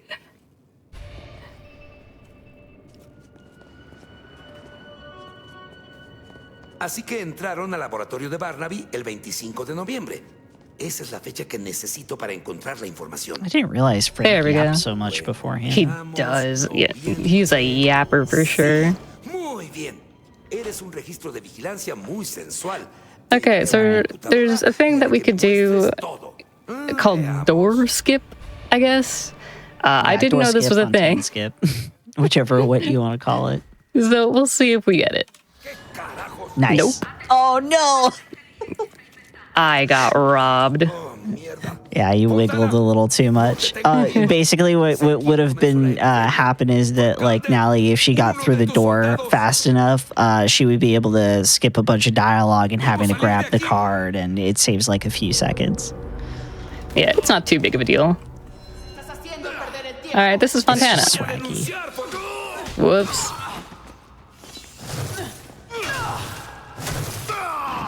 What I'm also going to do is grab some health and some extra weapons just in case. We should be all good. She's actually going in the direction that I want her to go in. Nice. Nice. Well, I didn't want the axe, but... Oh, it didn't let me pick up the machete. That's okay. This is case 4. And then we have 2 cases left. Technically 1, but... I merged them into 1, but we have 2. All right, paparazzi. So this is going to be one of the more rough sections. The game has a lot of zombies and other dangers around, so we have to be careful of our health because there's a lot of explosions, there's a lot of gunfire. We have to route everything in such a way that we get hit as little as possible. A lot of these soldiers are around, so the best way to get around the city is going to be by car. We don't really want to run too much. Hammond, ¿qué sucede? Tom, estamos acorralados. En el refugio. Is the ATV faster than the truck? Hammond, ¿estás ahí? I think it's like slightly faster, but I like using the ATV. Hammond, no te dejaré sola. It probably gives you a better jump. In a way, sometimes the jump can go very wrong because the ATV likes to bounce off of stuff. If you don't micro adjust a little bit, then yeah, Frank can just go flying. You got those jumps pretty well, though. That was good. Yeah, that was very smooth. Sometimes you could actually go all the way to the bottom. It's a 3-story construction site. So if you go all the way to the bottom, you have to do the walk of shame all the way back to the top. Yeah, the amount of times I've had to do walk of shame is disrespectful. I've had to do it with the cop car a couple of times. Voy para allá ahora. El golpe de Hammond falló. ¿Qué pasa en el refugio? All right, so in my opinion, this next section coming up is the hardest section of the game. It's another safe house clear out. However, at this point, you either have a bunch of materials to fight with or you have little to none. The safe house has a couple of things that you can pick up, but it's really not going to help you too much. So that's why we want to manage our weapons as much as we possibly can, depending on the situation of the game. We have a couple of weapons that will help us, but it may not be enough for the full clear. So what I'm going to do is I'm going to try and clear out as much as I possibly can, and then close the doors. The first door that we want to close, there's 3 in total, is going to be the one at the bottom. Nice. First, we get our little scoops. It's always so weird that one doesn't light up properly. Yeah, I don't know why. I think they just, like, coded it weird. We also have no health. So that's where our skill tree is going to come in. In the case of an emergency, we're going to go to our skill tree and heal up very, very quickly. That may happen just because of the situation that I'm in right now.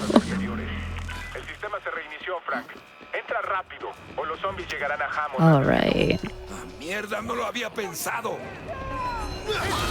So, we are going to immediately pick this up. This is my machete, and we're going to need this for basically the rest of the run. Oh. So this is going to be a Are you little... gonna buy a spare ion cannon? Yeah, we're going to buy some once the section is clear. Okay. Oh, nice. That's fine. And then, yeah, we're gonna skill tree a bit because this is gonna be kind of rough. If you do a stamina or a health, either of them are going to heal you up. So we are good to go no matter which one we pick.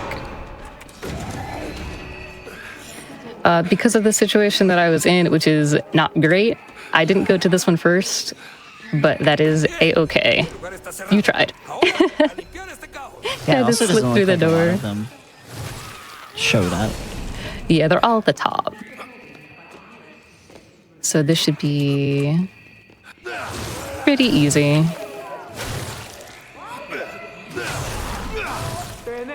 Just a few more. There should be an assault rifle somewhere, but we should be okay.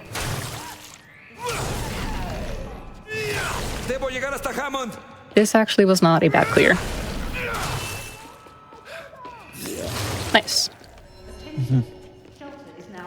Okay, so we have a sledgehammer.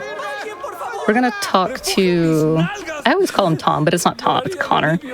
Yep. We're gonna search around for a couple of things because we may need them. Here we go. Nice, we got a sword. While he's yapping, we're gonna do this. Because we just have to wait for the dialogue anyway. Okay, so we are going to restart the checkpoint because the weapons dude did not spawn in. Oh, that happens? That happens. Oh. I'm learning so many new things about story. There he is. Oh. Yeah, no, sometimes it just kind of freaks out. Okay, how many can we get this time? Yoink, yoink, 2. That's perfect. So that's going to be enough for Tom, who is the person we're going to be fighting next. But first, the farmhouse.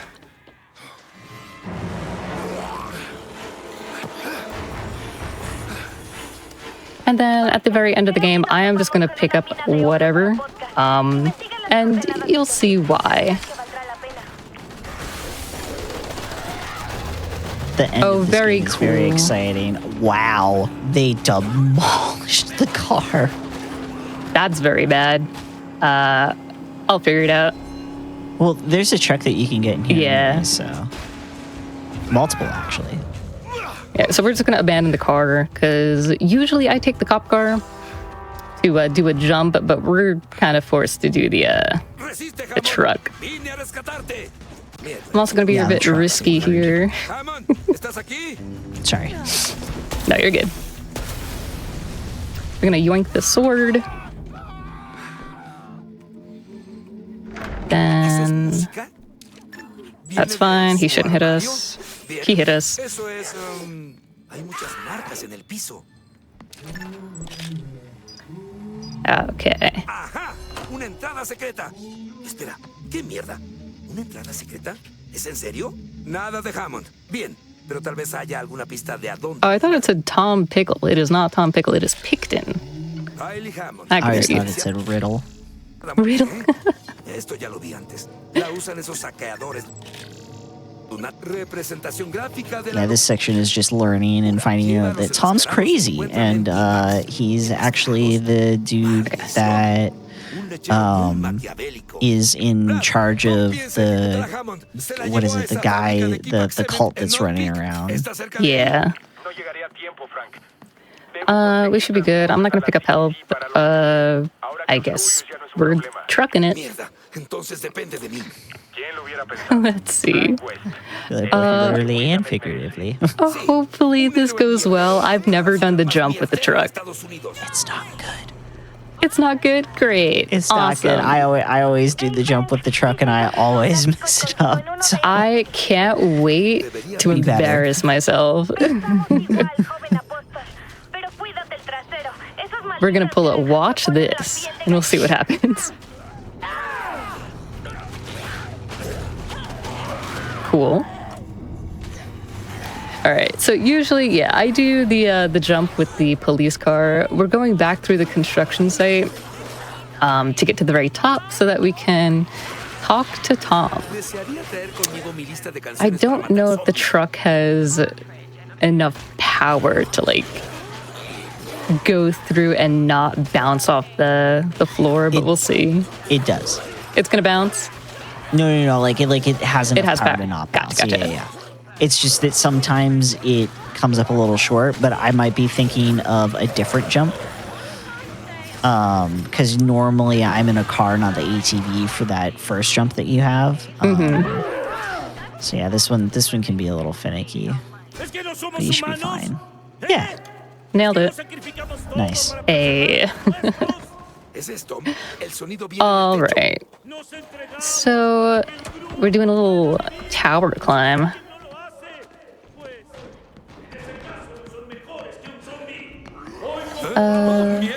Okay, we should be good. As long as one doesn't tackle me, I should be fine. There we go. Drywall is not And that then, strong. no. Aquí vamos. Okay. So Son los peores. we have to take the exosuit all the way to the top. It kind of won't let you otherwise. Yeah, because although she could break the drywall earlier with the ice sword, now it's suddenly indestructible. Yep. You need the exosuit. Ooh, are you Yeah, gonna be there's good on health? concrete behind it. Yeah, there's burgers right in front of me when I spawn in, so we should be good. Okay. Floor burger, delicious. 5-second roll. You're fine. Trataba de proteger a Yeah, it's una fine. persona sociópata.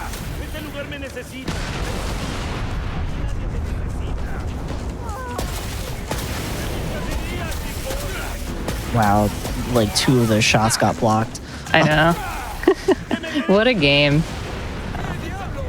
Alright, then I'm just gonna come up here and then shoot him. That's fine.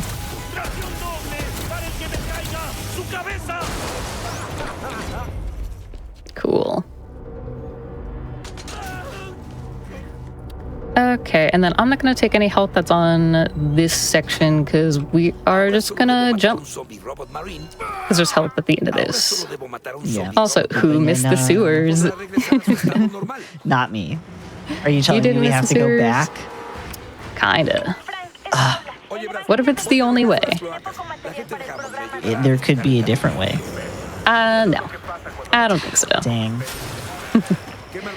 So, gonna take safety bananas, and then we're basically at the end of the game, kinda. Oh yeah, you're We're at pretty the close. final moments of the game. You Let's just see, is this gotta dude run. waiting for me? No, he doesn't spawn in anymore. Usually there's a zombie that's waiting on the other side on the left, but for whatever reason, I don't know what I did with my settings, he's just not there. He went on vacation. I don't think I've ever seen that zombie there Ooh, before. that was very close. Yeah, I saw that his head go out of bounds. Okay. Don't worry about it. Yeah, that's how it happens.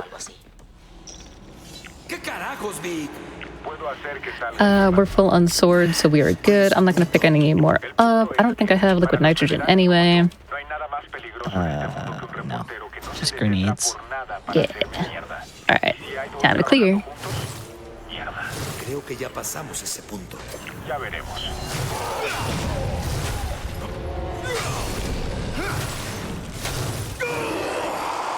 Oh, nice. Right at the very end. Okay. Oh yeah, I was saying. That was his scream of pain. ¿Dónde les gustaría caer? The holiday music got to him. Bingo. Right. I'm not going to pick up anything. We're good. That's fine. Let's do it. No escuchó eso. All right. I'm also doing section. this mostly blind. Sometimes I will glance at the minimap, but a lot of it is just perusing the darkness and hoping that I don't get tackled. When the muscle memory is too strong.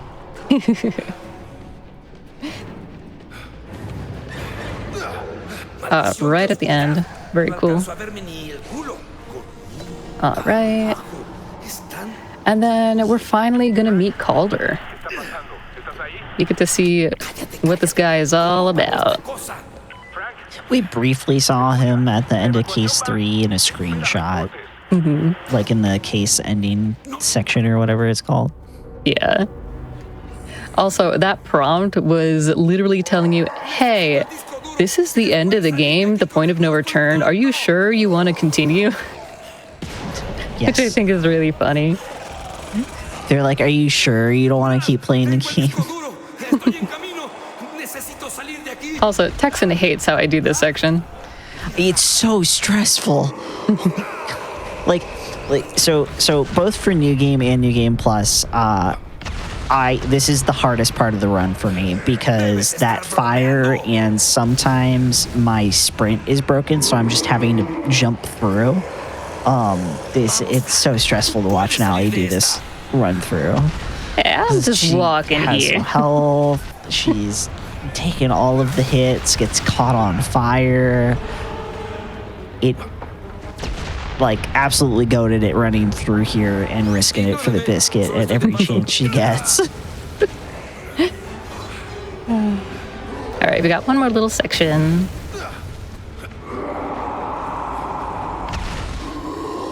And then you'll see me walk sometimes just so I can get through these hordes a little bit easier. If I run into them, I'll just get blocked. And there we go. That's Nice. pretty much it. Very clean, very clean. Thank you. Métetelo por el culo, Calder. Dios, no quise decir eso. Okay, and then this is the end of case 5. Also, that's Calder. Yeah, that's it. That guy. We'll get to beat him up later. Actually, very soon, TM. Also, do you guys remember Vic? Oh, She's yeah, back. by the way.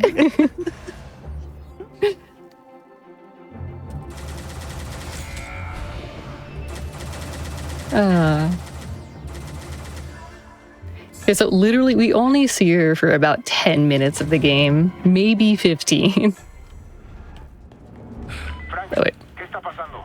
Yeah, you're Se robó mi cámara. Tiene la evidencia. Looked a little bit different. No, not the helmet. Qué buen consejo, Brad. Sure, okay. Esto todavía no termina. Hey, look who it is. Vete al carajo, Frank. All right, so I'm gonna do this section in kind of a weird way. You can either dodge or jump when the flashbangs are near you. I like to jump because it doesn't give you that weird delay. Yeah, Jumping just faster. jumping just automatically gets you through everything. I actually think it's the standard now to jump because I don't think I've ever not jumped through this section to avoid Gotcha. the explosion to the face. Dame la puta cámara.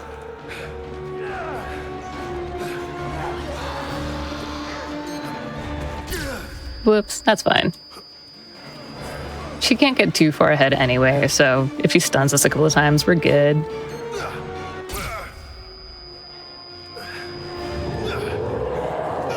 Mierda, Vic. Tienes un gran problema. But yeah, this is kind of like a reverse escort mission anyway.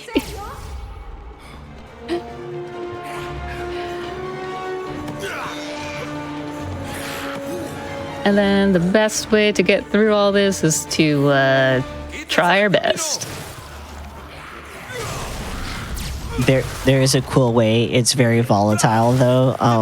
Near the pirate's catch, on like one of the like balcony things, there's like a cart that you can get on, and if you drive fast enough, you can get under the gate before that like just closed before it closes, and it saves like a little bit of time. You know, I have never even seen that over there. It's very finicky because if you don't get under fast enough, it clips Frank through into the void, and then you have to restart and run through everything again. Oh, that's terrible. Yeah, it's a rough skip, so I don't think it's standard.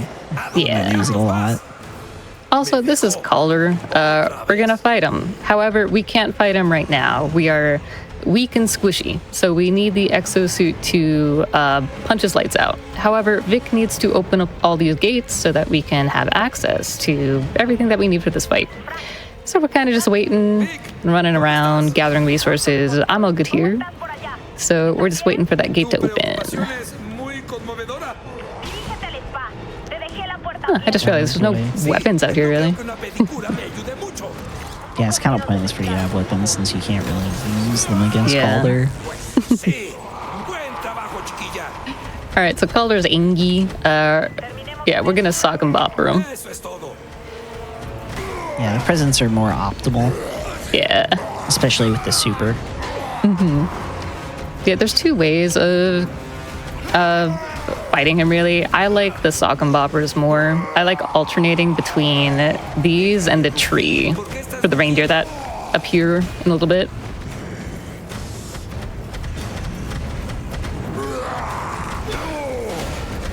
You're also going to see Nally be relatively careful about the damage gates for Calder because there is the possibility of over-damaging Calder, and then he just doesn't do the things that you need him to do, and it essentially is like a mini soft lock.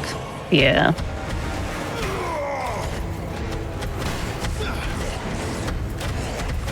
Okay, that should be good. Hopefully. You just gotta let him run. He's just lost, it's fine. Yeah.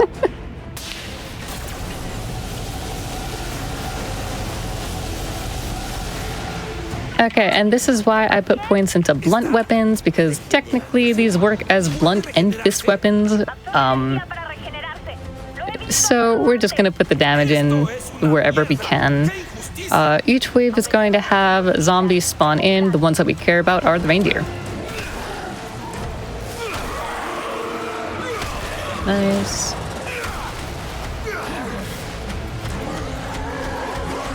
Would you say that we don't care about their reindeer games? Never.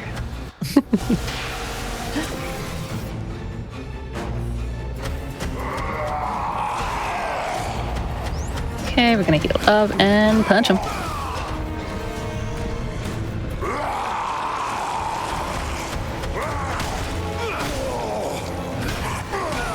And then you will see me kind of do things in a weirdly specific way. I don't really use the quick dodge button that appears on the screen whenever they're doing a super attack. I just walk out of the way because it's just easier to do that than to do the whatever, the super block or super attack.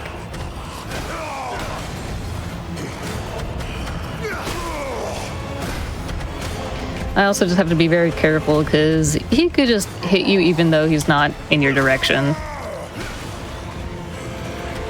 The powers of an exosuited zombie.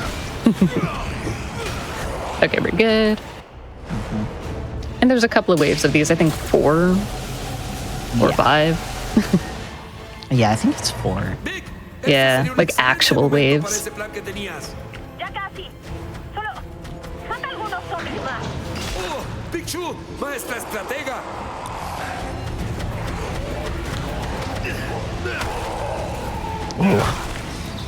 Oh, he just insta-died. Very cool. I love when they insta-die. It's funny. Voy a cortar la corriente. Okay. Actually, I think the sleigh is doing some damage. Oh.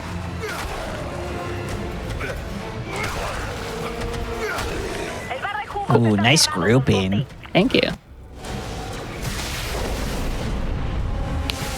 ¡Bien! ¡Eso! ¡Mierda! Eso sonó como que dolió. Yeah, sometimes I also walk weird so that zombies and the supers group in a very specific way. Otherwise, they're just all over the place. I also think Calder can damage the zombies ¿Por qué no trabajamos en equipo antes? with his attacks, but I'm not 100% on that. Oh, Don't mind me forgetting a sick upgrade, which is only slightly better than what we have now, but it kind of won't let you continue unless you get this upgrade. Okay, and I should be a little bit careful as well. Sí, eres muy hombre. Okay, we got health, so we're good.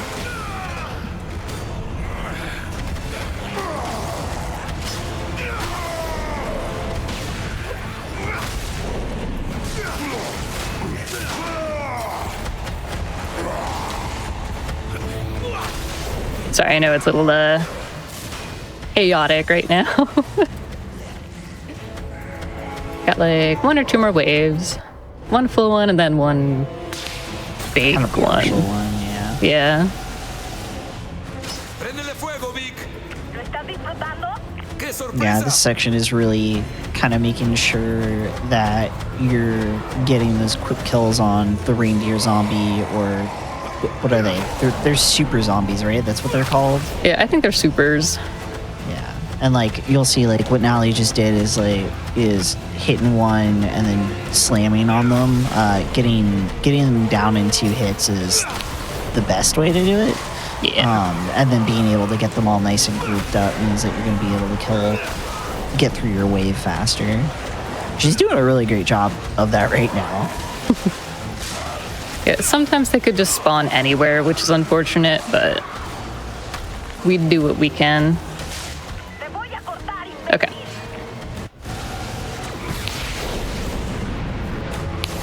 Increíble, está funcionando. Sí, es casi como si lo hubiera planeado. Me alegra ver que tu sarcasmo sigue intacto. Okay. Mierda. Voy a tener que sobrecargar el último generador manualmente. ¿Qué? ¿Estás loca? Introducción al periodismo con Frank West. And then I kind of like using the super move for these fists because it clears out waves that are directly around you very quickly.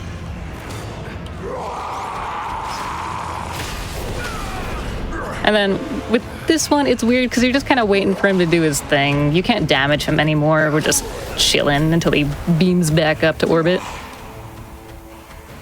Yeah, I think you're on a timer because you have to wait for Vic to do something or another. Yeah, she's doing something. And then this is the last one. Okay, so it is 5. Nice. Yeah.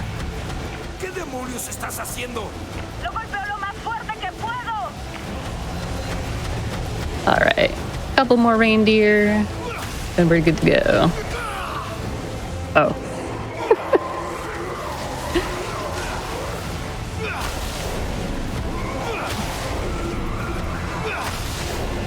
Cool. I think there might be 2 more. Yep.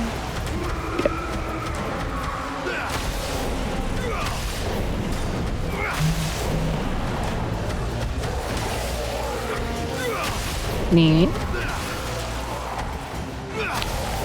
Okay, got it. Oh, carajo, ten cuidado. All right.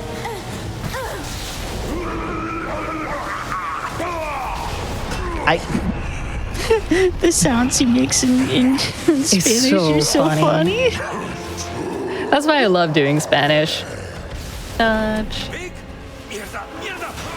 Muy bien, zombie, hijo de puta. And then she just gets to lay into him. Yeah, we just wail on him and then he dies. Nice. GG's.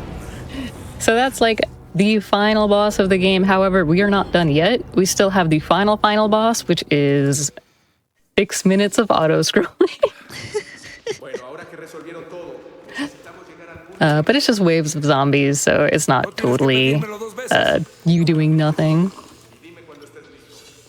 All right, and then there's one more thing that I need to be careful of, and that is the pathing and the timing that I do intake going through this section.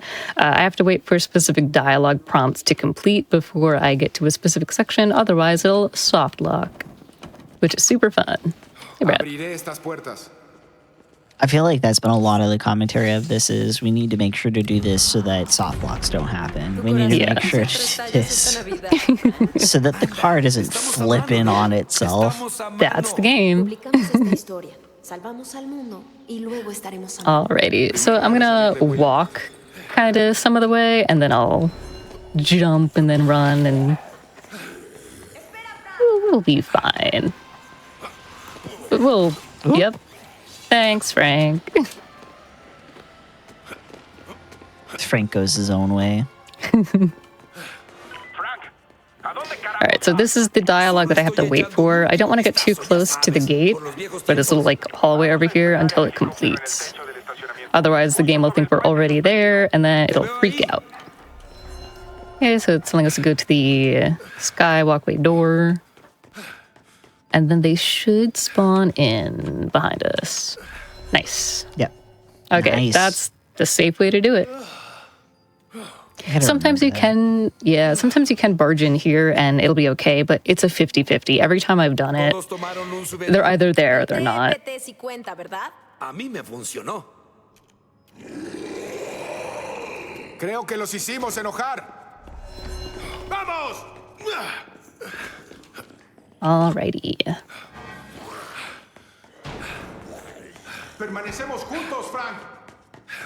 Just gotta get to the end, wait for Brad, he's gonna open the door, and then our final boss begins. I like that Brad's the master of unlocking in this game. Segundo con esta puerta.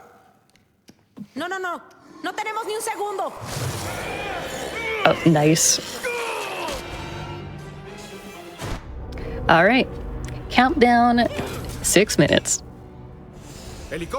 Oh boy. What are we gonna do? We're gonna pick up some grenades and we're gonna throw them sometimes. And that's gonna be this section. Pick up that. What do I have for all these? Oh, I'm actually good on guns. Alright, let's lob some grenades and see what happens. Confetti.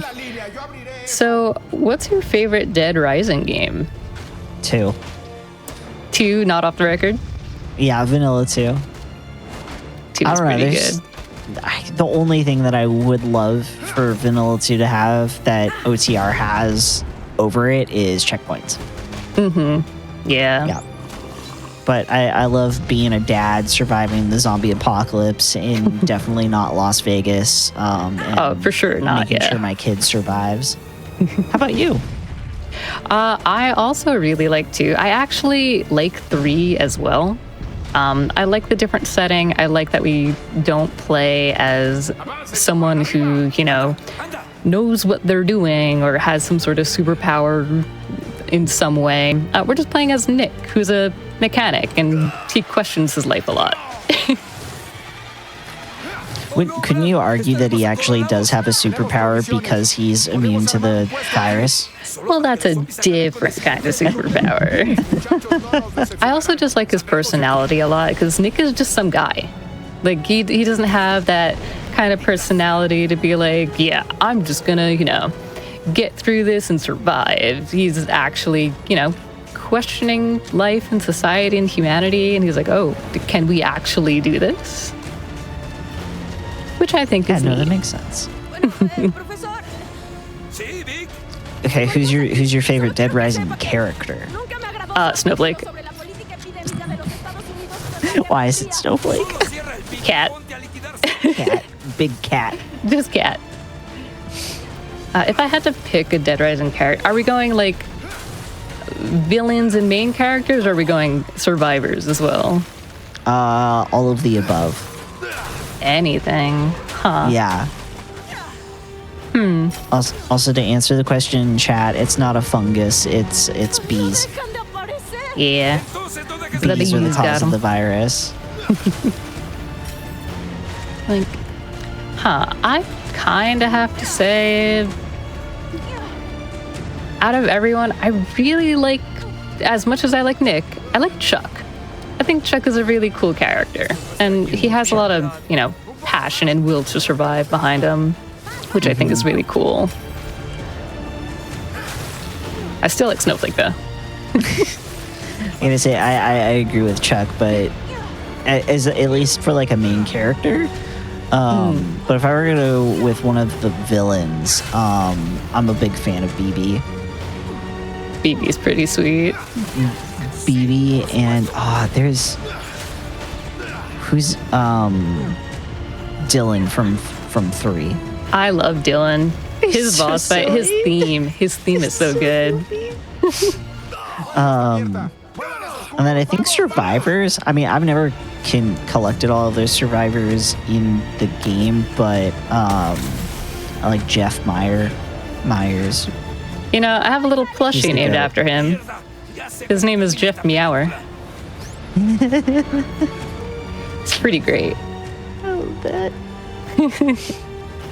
All right, this is actually our last section of the game. I'm not gonna make weapons because it slows down the timer. Does it? So it does. So we're gonna try our best not to do that, and we're just gonna do anything we can to not need it. We have one ice sword left, I think. Oh no, we don't. We have a katana. None. Close enough. Close enough, good enough. It's okay. We have 2 minutes left. So we should be all good. We also have a lot of the ammo from the ion cannon. Yeah. Which is so good at clearing out enemies in this section. It's so good. Yeah, Snowflake percent exists for a reason. So I have to ask, how would you survive a zombie apocalypse? I wouldn't. I'm definitely not gonna make it. Well, and here's the thing: is like, so if you look at any zombie apocalypse game or movie or anything like that, it's the people that survive are the ones with the superpowers, the immunity, or they're just crazy military people. Like Jill Valentine. Like, I'm not Jill Valentine. I'm not Alice Abernathy, which, by the way, is the main character for the Resident Evil live-action movies. I don't have an immunity to the virus, so, like, nah, I'm dead. But what about Carl from The Walking Dead? Doesn't Carl still die? I think much later on, but he survives for a good amount. Okay, well, he's got a dad and a air quotes stepdad that are cops, so like he had people protecting him. True. I suppose. How about you? How would I survive? Yeah, how would you survive? I think I would. I would just be a shut-in with all of my honey buns and Dr. Pepper and just solely survive off of that. That would be my diet. You know what's unfortunate is I'm pretty sure you would survive that way too. Just Listen, there's some woman out there who lived to like 104 just drinking Dr. Pepper. So if she can do it, I can. I bet she also drank water as well. No, that would be dumb. Why would you drink water when you have a Dr. Pepper? Hydration crazy. All right, time is coming up in a couple seconds. And we are out of here. And time. Hey, GG's. Hey, thank you. Yeah, that is a Dead Rising 4, the most festive holiday horror game out there. Do you think everyone's going to survive? Yeah, totally. Okay, all right. Yeah, I believe. Surely they're not going to kill off the main character of the series in a shoehorned way. Right? Why would they do that? He was in 2 other games before. He's basically a superhero. Yeah. Look, he'll be fine. He's hanging in there. Oh. What does he say there? I can't remember what he says. I don't remember what he says because I've just been playing this in Spanish for so long. Well, we heard it in English the other Keep day. your eyes on the prize. Yes, that's what he says. Which, by the way, that doesn't even make any sense. Does he say that earlier on in the game? It's like a running theme, kind of. Yeah. Okay. Okay. Yeah, that was Dead Rising 4. Thanks everyone for joining in. This is one of my favorite holiday speedruns. It's Alrighty. Well, Frank is dead. Very dead. Yeah. But we'll learn what happens after he dies because I think we're all curious. Is he really dead? He might be. But before we do that, if you want to give any shout outs, feel free to do so. If anyone wanted to find you, where can they find you? Yeah, so shout outs to the Dead Rising community. You guys are great. Thank you for having me on. If anyone wants to check out what I do, I am Nally Q. I'm on Twitch, and sometimes I do the YouTube thing. I do variety, mostly PlayStation, horror, and platformers. All right. Once again, if you do want to check out Nally Q's own stuff, you can find her link in chat. I'm pretty sure it's posted in there. Twitch.tv slash Nally Q. A lot of fun, the horror, Spyro, platformers, and horror. That's a good way of describing it. All right, everyone, welcome back from the break. Hope you all enjoyed that run of Dead Rising 4. It is always nice being able to showcase a game that, you don't see as often, and I would say gets a lot less love than most games would get. That being said, if you're watching last run, Frank is dead. So you may be wondering, how is there a DLC? Well, we're going to learn that together, because just to kind of give a long story short, after the... let's say negative reception of Dead Rising 4, they kind of went back later on to try and repair some of the damage they dealt to the franchise. It wasn't ultimately enough to save the game at the time, but it does lead to an interesting thing you've probably never seen with Dead Rising 4, because you have a couple of DLC campaigns I'll be checking out. One serious, one not so serious. Anyway, we're going to start with the one that's kind of more story relevant. Here is Dead Rising 4 Frank Rising Bad Ending with Street Bad Guy. Take it away.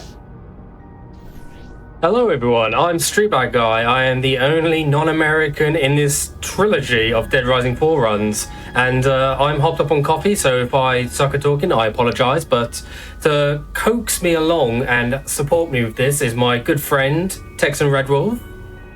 Hi, I'm back. And it's not the last time you're going to hear him, because he'll be on the run after this. But yeah, Frank Rising, bad ending. Why is it the bad ending? I'll get into that in a little bit, but first, it's getting near Christmas, so we're going to make it a bit more festive with the Christmassy theme, even though the game is technically already Christmassy themed. Doesn't really matter. This game, it's technically a New Game Plus run. Even though we do start a new game, it carries over some of your stats, such as unlimited sprint from if you've completed the game before, and that's just very helpful. So it's a very good quality of life thing, and we'll just get started and we'll yap along the way. So time will start when I hit A on we. I'll count you down in 5, 4, 3, 2, 1, go. I just said we because it was a bit better for timing. I always forget there's difficulty selection after that. But yeah, Frank Rising. Frank is back, and he is back with a vengeance. All right. So first things first, the rooftop of this place is under attack by some survivors, obscurists. I don't know what they are. All I know is they are humans and they're fighting some of the zombies here. We're ignoring the initial survivors, and the only ones we have to kill are these two that are right near an exit door. Good placement, actually, right near the door. And now what I'm going to do here is I'm going to store up the raw and just dash forward into this crowd of zombies, just to make path clearing a little easier. And there we go. And now dash up the stairs. And now that I'm out of stamina, jump to preserve it a little bit. Open this door. Yeah, B-hops carry us through this game a lot. Oh, they definitely do. Again, as Natalie said in her run just now, the physics in this game, very, very awkward. So what I'm going to do is jump off like that, avoid the stun, and I'm just going to kill all the humans down here that are shooting. And if I'm lucky, none of them have dropped down from the upper floor, because that just means an extra person I have to kill, which is not ideal. Mr. Snowman, get out of the way, thank you. And if I remember correctly, there's like what, 3? There's only 3 of them down here if they don't drop, right? There's 4 down here if they don't drop. The last one over here, actually, which I'm going to grab. That was an awkward distance. Thanks, Frank. And it looks like, yep, this guy came down, so I'm going to have to kill him. Sir. Yeah, you'll see in like the mini map in the corner, it's like highlighted yellow, and if any of the markers for the enemies show up in there, you have to kill them. Yeah, it's very annoying, and considering it's the beginning of the game, it can be a substantial time loss too. I say substantial, it's about less than 10 seconds, but it still adds up. And this is the only unskippable cutscene in the DLC, by the way. Can't skip this, so yeah. There was a question in chat asking if Frank has superpowers now. Oh, well, technically they're zombie powers, so I guess they're superpowers. Also, don't mind the camera angle. Normally you'd be staring at Blackburn and Hammond through a window while they talk, but through that black fade just before this part, you can spam the dash button while holding a direction on joystick, and Frank will dash. It's funny. And, yeah. That also positions you in the right spot to pick something up too, right? It does if I do it in this fade, which I dashed. Am I closer to the key? Not really. No, not close at all, no. It was worth a try, though. And just like how the last run that Natalie did was in Spanish, we are doing in French, which is the fastest language for this game, simply because spoken French is quicker. And slight difference here, because we can dash, I am going to dash up most of the stairs where I can. It's a little bit faster, and it also depends on my stamina. If my stamina is a bit too low, then I'll jump up the stairs, because that both replenishes the stamina and means that I don't, mess up that much. But now we're just waiting for Blackburn to finish her spiel, and even though Frank's dead, he's technically a half zombie. Kind of like Calder, because he can speak now. And yeah, we're just gonna get going and be on a merry way.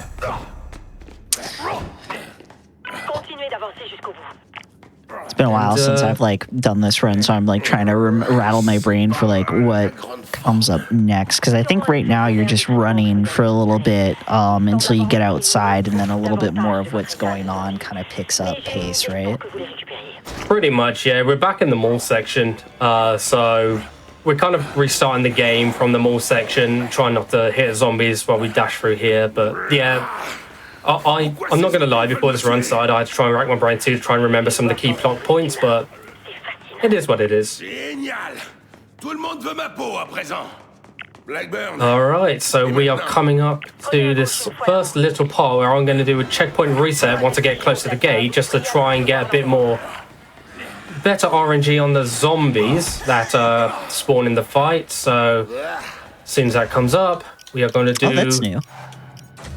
Yeah, this has been around for a little bit. It's not 100% consistent, but it does give you a better chance of not any additional zombies coming in. So it makes it slightly easier. Yeah. Oh, nice. Yeah, it just makes it a bit easier because otherwise some of the aggressive zombies can come in and it takes a little bit longer to fight. So now, this is Cold's body. It's still here from the end of the last game. And we've just absorbed the Princess Wasp from his body. What is a Princess Wasp? It's what gives Frank some of his powers. His zombie powers, if you will. And if you were going for the good ending, you would collect all of the optional Princess Wasps in the game. But we are doing the bad ending, so we skip those. Anyway, this guy spawns up. We are going to leap up on him, wait a second, jump, and then ground pound and hit and dash off. And if we are lucky, we are not lucky. So what can happen there is those guys can get stuck behind the shutter and they will despawn. But that didn't happen here, so we're just going to take these guys out, and then some more guys will come from here. And I'm just going to chomp the shield guard because it's the quickest way to take them out. And yeah, because the positioning can be quite awkward because we don't have guns or anything like that in this. We just have our lovely, lovely manicured zombie fists. And to get the positioning to hit them just right, it can be a bit annoying, so it's just easier to get a combo meter up and just chomp them, because that is a one-hit kill, as long as it connects. Yeah, sometimes the bites don't want to connect properly, and then you like whiff the grab. It's very annoying, yes. This is a Princess Wasp here, and we're going to do the first technically optional mission, but not really because of story progression. And what I'm doing here is I'm spam dashing at the beginning to kind of break the AI of these enemies. Yeah, it stops them from going forward more so that you're able to group them up better, which is really nice. Yeah, and final enemy, just quick little chomp. Nice. And now we get another bit of power up, which I can't remember what it is, but it's fine. It's not really that useful. Well, it might be. I think it's leap recharge time, judging by the icon. But that's okay. Anyway, we're entering a shelter from the mall now because we're going to go out into the main Willamette area. Or city, town, whatever it is. I think it's a town. Yeah. I don't know. That's I don't know what separates a city. Yeah, I don't know what separates a city from a town in America.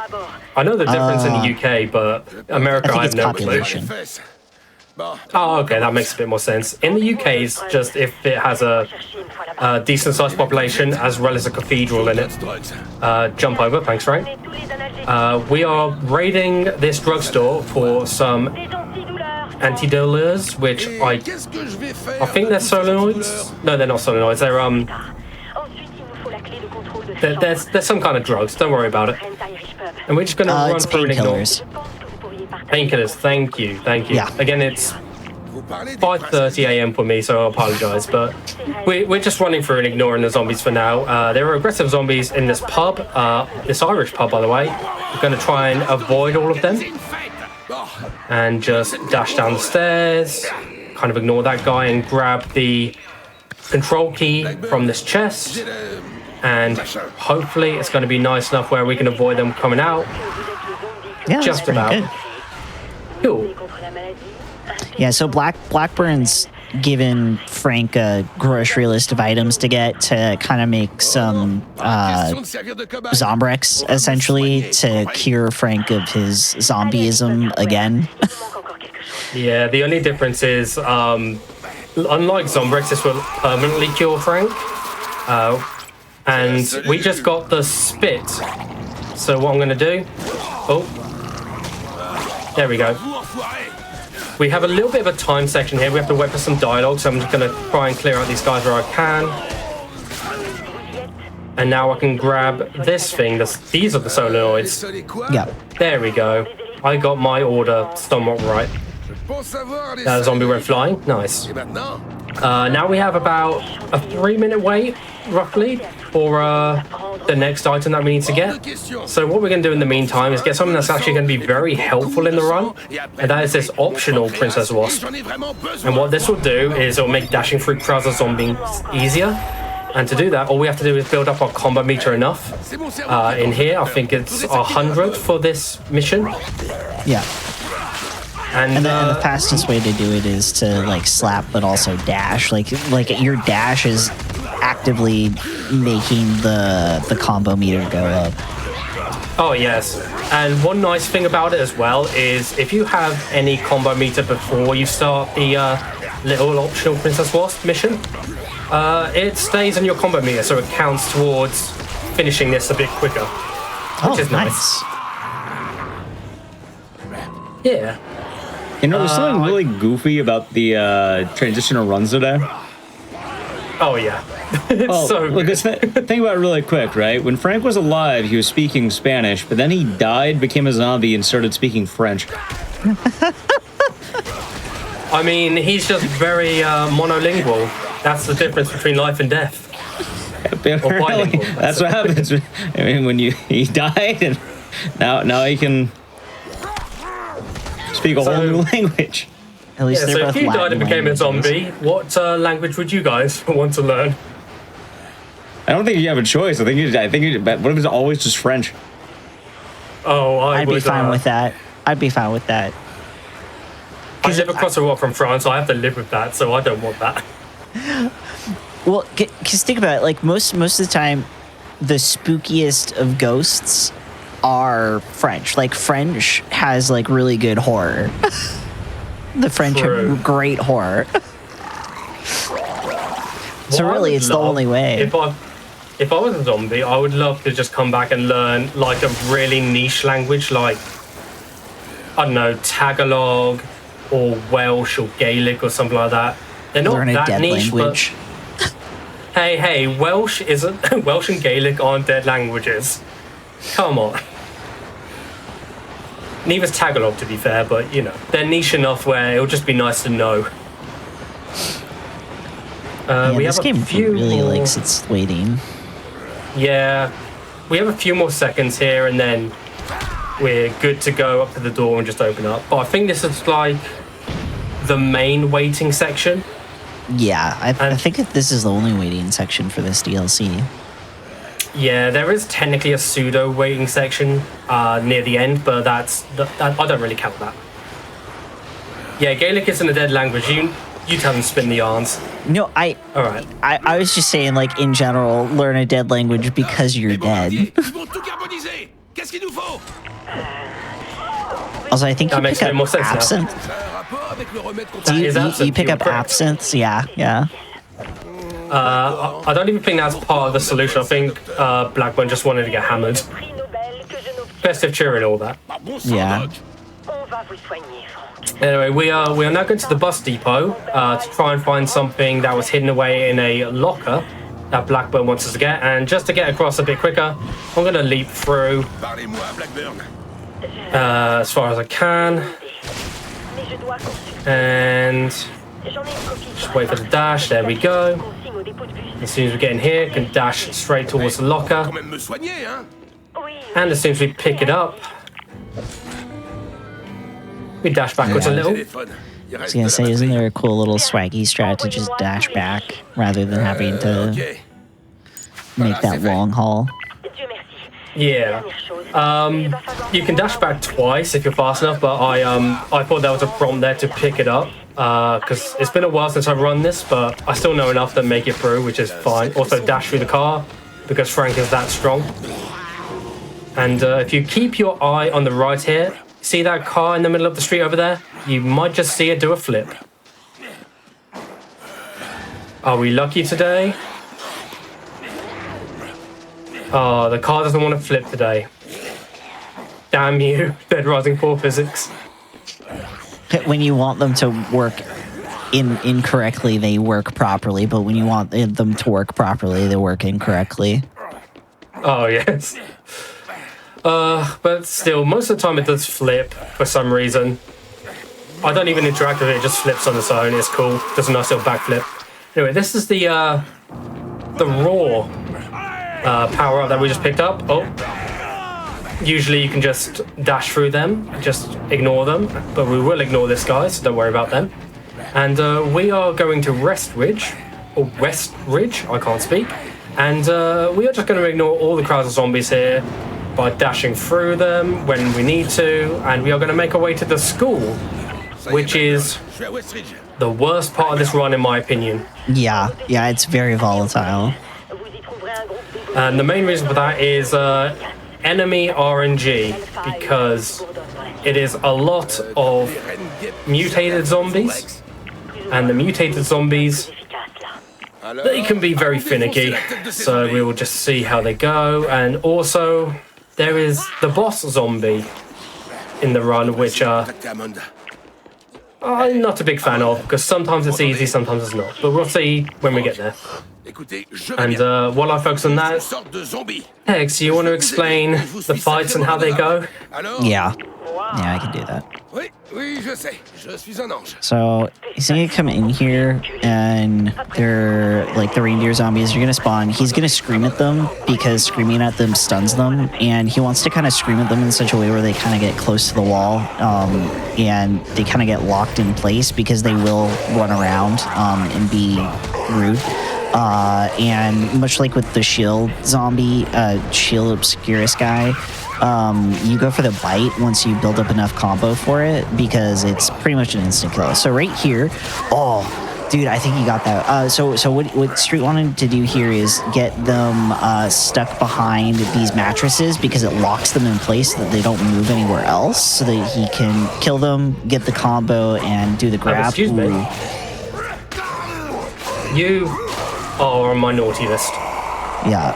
And then he's gonna try and do the same thing with these ones over here.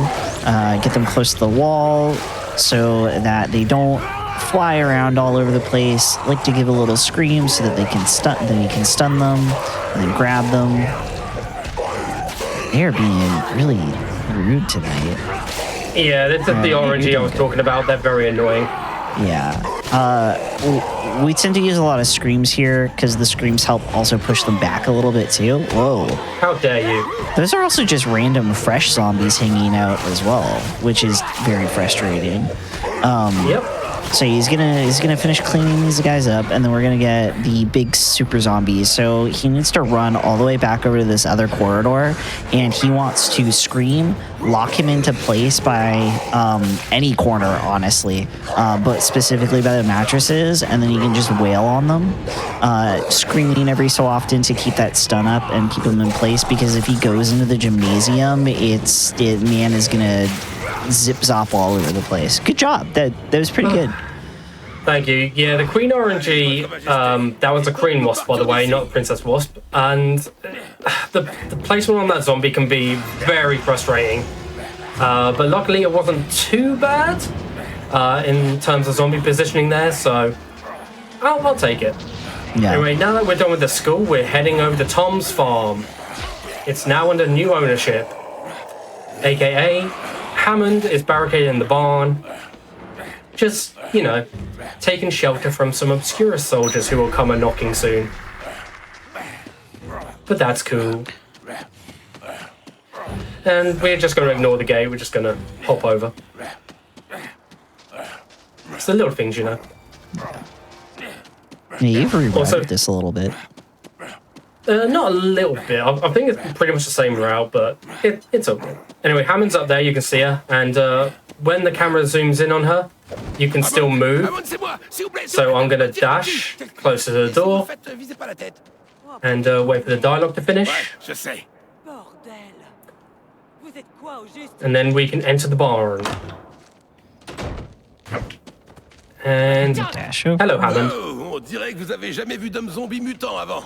C'est le cas. Now we just have to listen to a spiel, and pretty soon Obscurus will come and invading the farm, trying to take us out. But we can't have that. That would just be rude. But there is a pretty cool strat. Oh yeah, the explosions are great. We do have a pretty cool track coming up though, found by Zanga, another Dead Rising for Frank Rising runner. I'm hoping I can pull it off, because if I can, it saves a bit of time and it's pretty cool too. Oh yeah, yeah, it's a swaggy strat.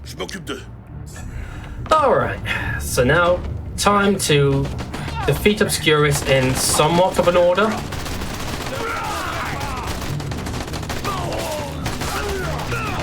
Yeah, you want to clear all of the guys here first, specifically, you know, getting close to the barn, the ones near the fire. You also have to be careful of your health, because it does regenerate, but not that easily. So what I'm going to do, chomp. Unfortunately, I've got the slow-mo, which wastes a bit of time, but it's fine. Anyway, inside, guys. And sometimes your wipes will just phase through their bodies. Don't worry about it. Hitboxes exist in this game. Yep. Anyway, time for the swaggy strat, if I can pull it off. That looks good. I don't think it exploded, did it? Yeah, there it is. Lovely. So what you're supposed to do is you're supposed to run up and take them all out, but with a decent enough aim, you can just spit on them. Spit on them to death. And I'm so glad I got that there, because when I ran this not too long ago at UKSG, the UK speedrunning group, I didn't manage to pull that off, and I don't know why. I've got a theory that it changes if you drop the spit, if you start building up while you're moving, or if you're just standing still.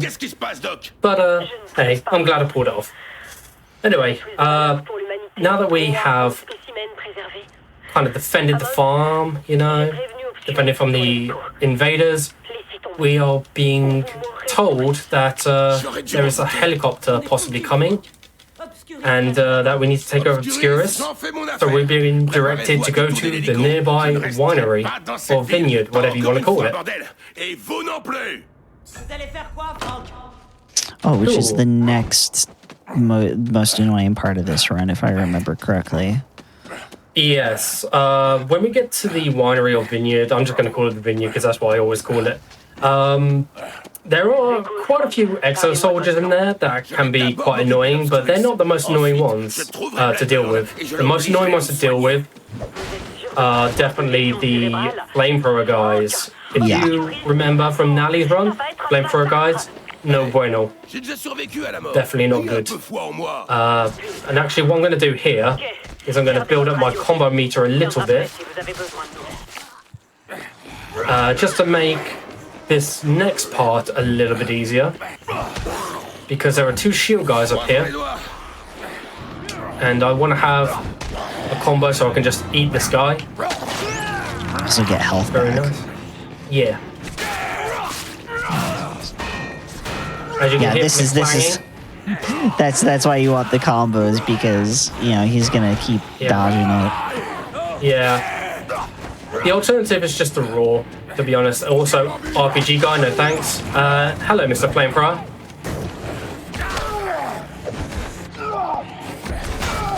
Alright, can I get the quick kill? Yeah, nice. Yep, that was good. hell yeah. So, it's technically not a quick kill. The quick kill is where you can down the flamethrower guy and immediately kill him with one of those button presses. Also, here's a minigun guy. What I'm going to do is I'm going to spit at him, and that will set off his little explosion thing, or it should have done. I don't think he had it aimed properly. Yeah, it's a little bit finicky, but when it works, and it works quite nicely. Hello. Wow, he does not want to go down.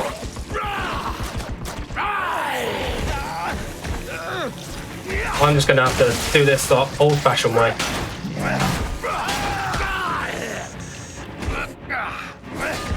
Oh, there we go. Now you explode. Thanks, friend. Anyway, we have the same problem coming up here. There is a minigun guy in the window. Yeah. You can aim from here to get him. And that should be good. Yep, that got him. Good. Cool. It just saves a little bit of time, which is always nice. And chomp on you because I need the help. Thank you very much. And yeah, now there's a few more fights to go, but we are fighting our way through to get rid of Obscurus in order to get through to Barnaby's lab. Spoiler alert, that was Barnaby in the main story, by the way. Could you tell? Just a little. He was much more high res, though. He was much more high res indeed. Also, the rules count towards your combo meter. Did you know that? I did know that. Yeah. Excellent. Which is quite handy because health. Yeah. Yeah, you're desperately needing some health right now. But you're doing good overall. Like, these fights I find are the most annoying. Like, the Vineyard's my weakest point for this run. And you always make it look so clean. Oh, this is not as clean as I'd like it to be, but I appreciate that. But those exo suit guys, those are the only time we will fight them. And the best thing to do for them is just to roar and then lay into them because they go down pretty easily. But just make sure to avoid their axe swings where you can. Get a little bit of health back here. Roar on you. Is this a quick kill? Nope.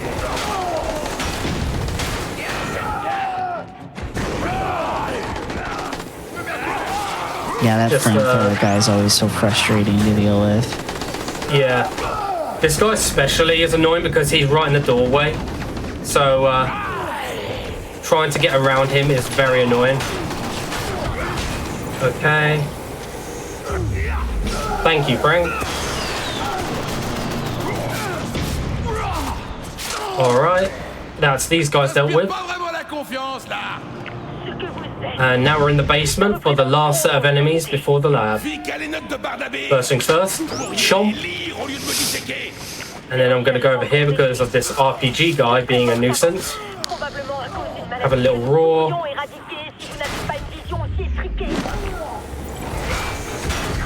And very nice. And chomp on you one here. That was good. That was actually very clean for that. It wasn't a quick kill on the pyro guy, but you know what? That actually went swimmingly. And now we're pretty much at the end of the DLC. You We just have to get... Sorry, continue. That's all right. We just have to get through a little bit of dialogue with Blackburn first. Here she is. Hello. And yeah, once we go through the doors that she opens here into Barnaby's lab, we will be in a sort of auto-scrollery section, but not really. You'll understand why I say that. Also, these doors aren't properly connected at the hinges. Lol. Yeah, I think what Blackburn's saying is like she's begging for her life because Frank's really upset because she wanted to, she wanted to use him as an experiment without him knowing. Frank's like, whoa, that's not cool. I just want to get cured. And so she's like panicky and all that stuff and finally agrees, hey, yeah, I'll, cure you properly of your zombieism. Yeah, so we're going into the lab to actually put in the ingredients for the cure. And for the most part, we don't have to actually worry about the zombies in here. They are mostly just a hindrance, if anything. Also, floating gun, hello. Well, we are going to put the ingredients in at their respective stations in a certain order. So that is us placing the queen wasp into the incubator. this part, I do forget the order sometimes. So I have to see about this. Although this should just be this keypad here next. Ça doit être la reine Guêpe. Elle appelle la Horde pour la défendre. Bon, enfermez-vous dans ce bureau et dites-moi quoi faire. Bon, il faut transformer les antidouleurs en aérosol. Oh no, this is the aerosol one. Cool. So we go over here. There we go. Thank you, dialogue, for prompting me when I forgot. And now we go here. It's funny that Frank, as a zombie, is still so nimble to be able to do science. Oh yeah.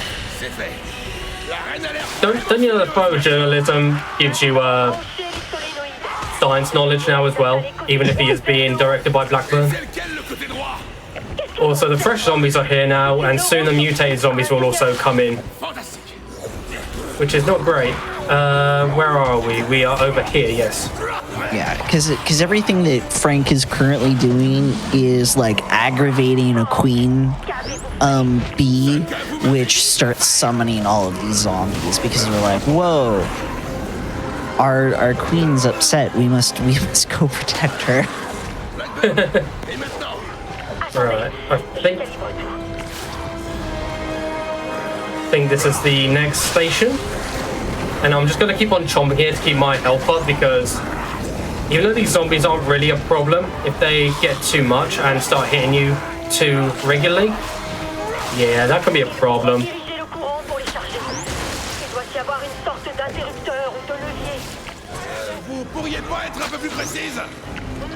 And as you can see with these mutated zombies up there as well, with them jumping all over the place, it can be very annoying. Yeah, Frank, signs, please. Thank you. And you can't grab the super zombies to bite them, right? You can. Watch. Oh. It's just sometimes they will counter, which is annoying, but again, you just have to get a bit lucky. Also, I'm just gonna do this for fun. Just set up a bunch of explosives.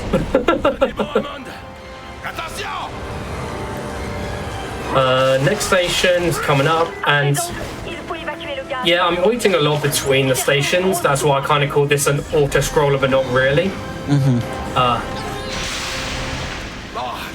And now we have one last thing to put in, and that is the solenoids, I believe. Yep. And they are at this station, if I remember correctly. Yeah, you're right. Are the Christmas costumes a mod? No, they are technically DLC skins. You have the normal skins, which is just the base game, and you have the Valentine's skins, which I didn't put on because it's not Valentine's, it's almost Christmas. And you have the even more festive skin, which is this skin, the Christmas skin. Right. There we go. Would you say that because of the Valentine's Day skin, that this is also a Valentine's game? Oh yes, absolutely. I would call this an any time of year game, to be honest. That might be a bit heretical, but you know what? I'll live with it.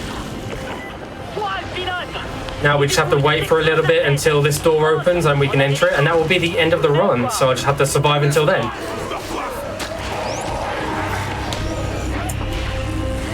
So yeah, this is the pseudo waiting part where we literally just have to wait for like a minute and a half or so for Blackburn to open the chamber.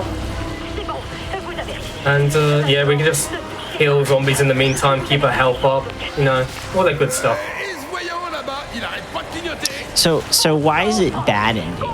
Because like I know you said that we don't get all of the princess wasps. Sorry, GG. but sorry, GG's. I forgot okay. how close it was. To answer your question, Tex, this is the bad ending because you don't collect all the princess wasps, and the consequence of not collecting all of the optional princess wasps is Hammond and her survivors don't make it out, and I think Blackburn does in this ending. I can't remember. But we'll see shortly, because it changes this cutscene. See, there's Hammond and the survivors. Unfortunately, they didn't make it. Rest in peace. And yeah, it's just Frank, who is now a human again, and Blackburn, who made it out. So that is the bad ending of Frank Rising. And I hope you guys enjoyed this little DLC run. It's been a fantastic run. Also, hi, jump scare, zombie Frank. But yeah, just to finish off, I'm Street Bad Guy. I run Dead Rising games. I run meme games, horror games, and everything like that. And if you enjoyed this, I hope you enjoyed. I'm on Twitch at Street Bad Guy. I don't stream often, but when I do, it's fun. And I also run Story Mode and the Mini Golf DLC, which is coming up next with my good buddy here, Tex. And just a shout out to everyone, really, for being amazing. And that's it from me. All right, thank you once again for that run of Frank Rising. It was fun to see what happens with Frank after the DLC. Really quick, if you did enjoy Street Bad Guy, you can find his link in the Twitch chat. I believe it is there. You can find out if you want to watch more of his speedruns and such. A lot of Dead Rising, some silly or awful games. I never know how to describe them. It's that genre of gaming, but a lot of fun stuff. But you can find. All right, everyone, welcome back from the break. Hopefully you enjoy that run of Frank Rising. Dead Rising 4 does have quite a lot to offer, and the next run's going to be a little bit weirder. Just to put it in context, if you actually watch the cutscenes of the game, really early on in the Dead Rising 4 main story, they make a joke that Frank West really likes mini golf. Like, that it's a running gag throughout the game, apparently. So much so that they dedicated resources at Capcom to creating what is probably one of the weirdest horror DLCs you will ever see. I will let Tex describe more of it, but here is Super Ultra Dead Rising 4 Mini Golf New Game Plus with Tex and Red Wolf. Take it away.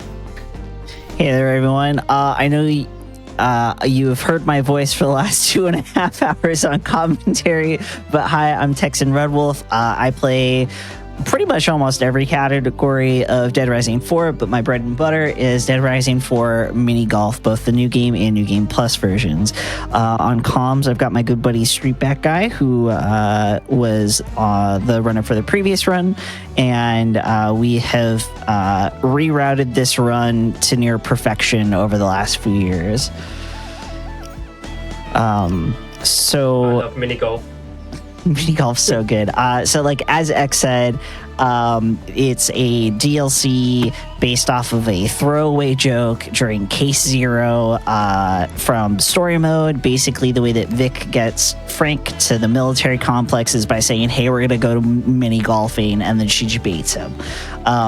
So time is going to start once the counter hits 0. So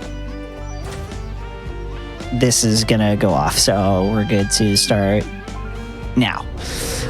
You'll see that we aren't playing as Frank. We're actually playing as one of the 4 survivors that you see throughout the game itself. I like Cotter. I just like his vibe.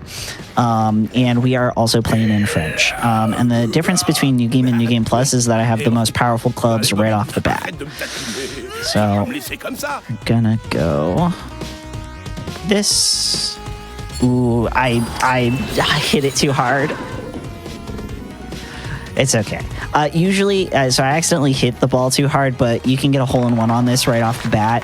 And the DLC skin does translate over to this DLC as well. But the things that I did change were the golf ball and the headpiece.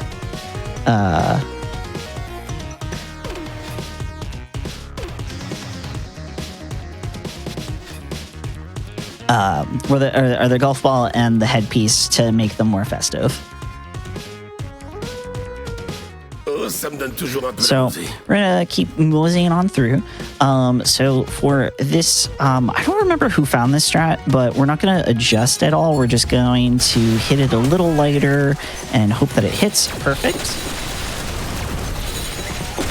And so that means that we don't need to make the adjustment, and making an adjustment would like lose a little bit of time. So we just hit it ever so slightly softer so that it lands on that push pad. You'll also notice that when I have these openings, they're opening and closing. I always want to hit when it's when it's open, so that when the ball gets there, it poof goes in. But Yeah, this run's all about timing in a sense, whereas we kind of have a predetermined route, and most of the tunnels to send the ball through, you have to kind of time it right with your hits so that you go through no problem. There is one hole later where the timing can be a little bit finicky, but we'll get to that when we get to that. Yeah. Anyways, time for Plinko. Yeah, everyone loves Plinko. I don't love Plinko though. So we aim that way so that we can get the ball to always come down this side area, because you're going to see those explosive canisters throughout the courses. And if you hit an explosive canister, that causes slowdown, and we don't want slowdown. We don't want slow-mo. We don't want slowdown. And it's also the reason why I chose the ice ball, because its explosion doesn't cause as much back spray like the acid, fire, and lightning powers. Yeah, each ball has a different power based off of the elements of the shown in the game. So ideally we want to get below par, but there are some holes that we will get on par simply because of me whiffing a shot, or you can only get it in par. So here's that tunnel thing Street was talking about. This hole in particular, you can get a hole in one in it if you're lucky, but most of the time you will not. Depends on how the ball lands. Nah, it's not gonna. Oh. Yeah, so this is one that we can either get in a birdie or a par. Unfortunately, we're going to get it on a par because the ball didn't bounce far enough to hit the pad on that first shot to then give us the birdie. It's a once in a blue moon thing. I'm still trying to figure out how to make it consistently a birdie on this hole. Elle est quasiment dedans.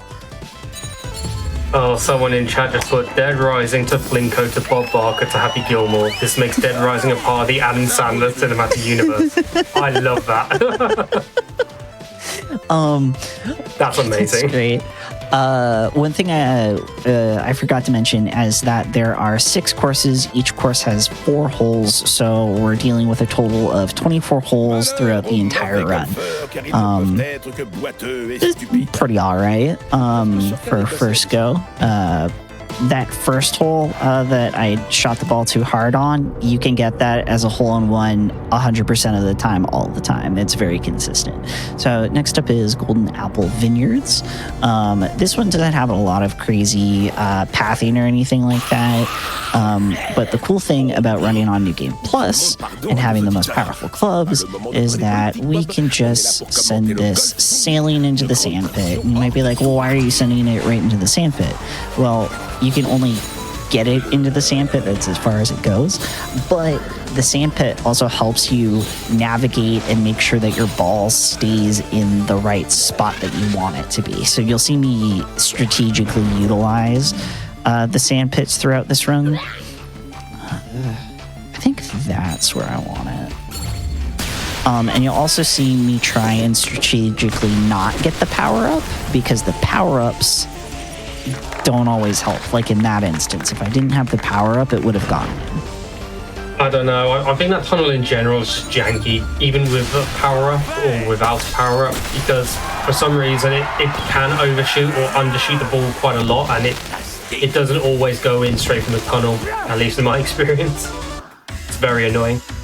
Yeah, I don't. Well, when I was like really grinding it out, I had it consistent like 5 out of 6 times,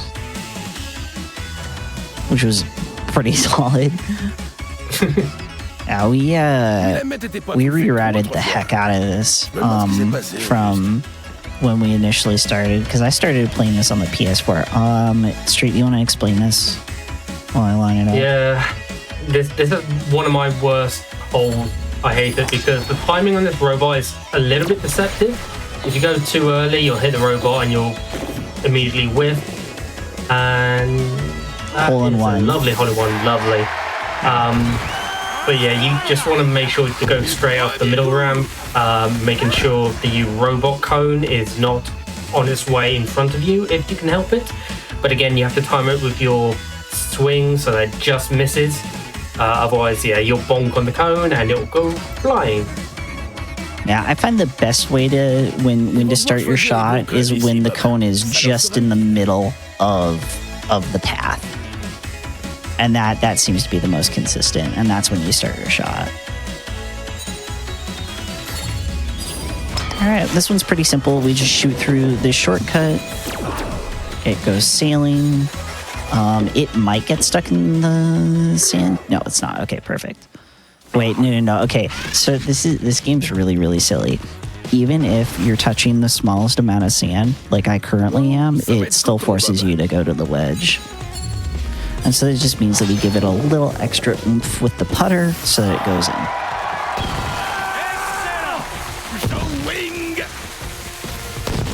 And I think you can't get a hole-in-one on that hole at all, so no. No, you can't. I've tried so hard. The best you can do is the birdie. Or the eagle. I think that's an eagle because it's a par 4. I don't remember. Eagle, I think, is 2 below, birdie 1 below. Yeah. We're gonna do safety, and we're gonna hit the speed boost here. The other way you can do it is you can just kind of angle it ever so slightly into the door and send it through, but it doesn't always give you the distance that you want. There's also an even riskier strat on the hole where you can just about make it to the sand pit. That's to the left of the hole. But if you mess up that shot, then you run the risk of, well, just falling off the course, really, and it wastes the shot. Yeah, he's talking about that sand pit over there. I've tested it. I think Alucard has tested it a lot, and we've just not been able to get it to hit the sand pit, slow down, and then let us do the wedge to the hole, because of how far the distance is and like the velocity that you're shooting it just hits the sand pit and bounces out of bounds. It's not fun. And that's the second course. So we're moving on to the third course, which is Pirate Refuge. Yeah, Pirate Refuge. Also, a big shout out to Alucard, by the way, the Reverend Alucard. He joined me and Tex in grinding mini golf out in both New Game and New Game Plus for quite a while. It was very competitive. You want to explain this one too? Yeah, so this one, you want to try and get the ball into the middle hole. And you can do that by aiming at a specific point, which, Tex just missed, but... No, just missed. Yeah, the rim debated me. Yeah, if you get in a perfect spot, then you can hit it from the start, and it'll go straight to the middle hole, where it'll just plop into the hole, into this hole. Oh, what? But yeah. Yeah, if you don't hit that right, it's not kind. Remember when I said tunnels were janky?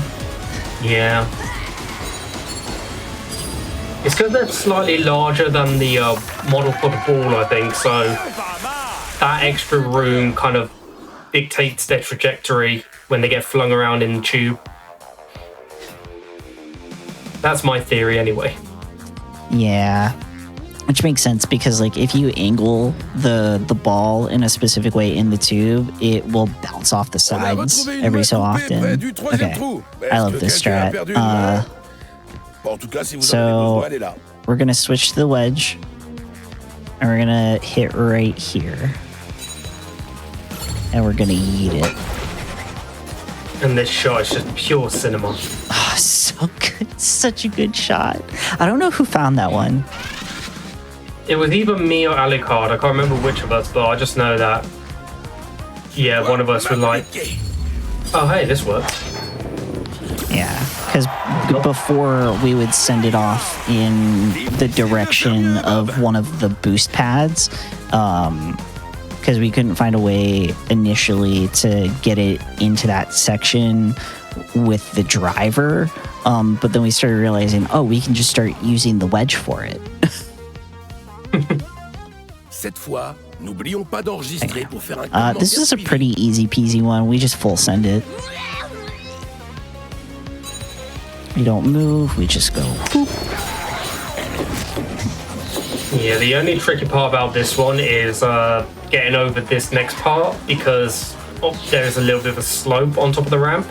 So I got a good lineup. Oh, good. Because, yeah, if you don't angle it right on this, again, your ball can go careening off in a completely different direction from the hole, and again, waste a shot and therefore waste time. There's that slowdown from the explosion.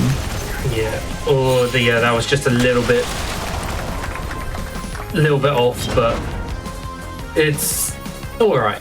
It's all right. I think I get the birdie 25% of the time and the par almost all the time. The other 75. Okay. We've got another fun tunnel-related hole coming up here, and we will be using the wedge.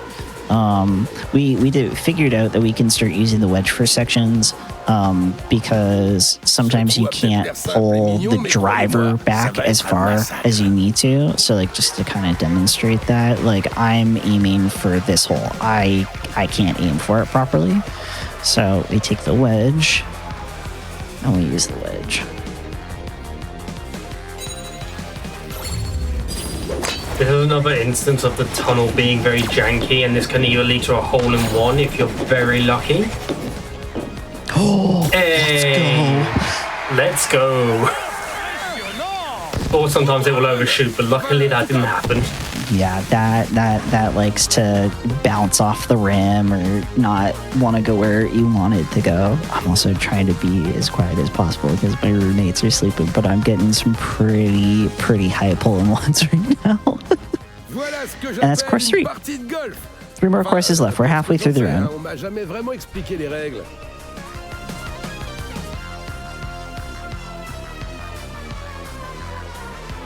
Sorry, I was hitting the wrong button.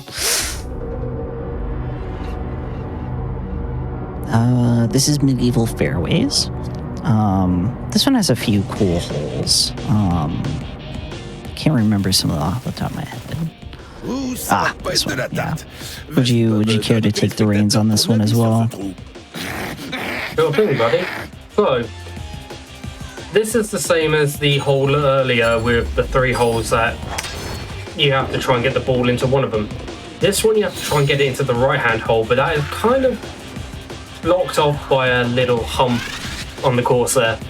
What you can do is you can kind of angle it over the hump with your putter so that it can go straight into the right-hand hole, and therefore right.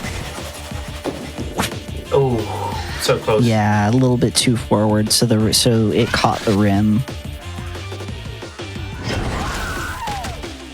Get out of here, zombie! You're obstructing my putting time. The course is obstructing my putting. Okay, I was a little worried I hit that too hard.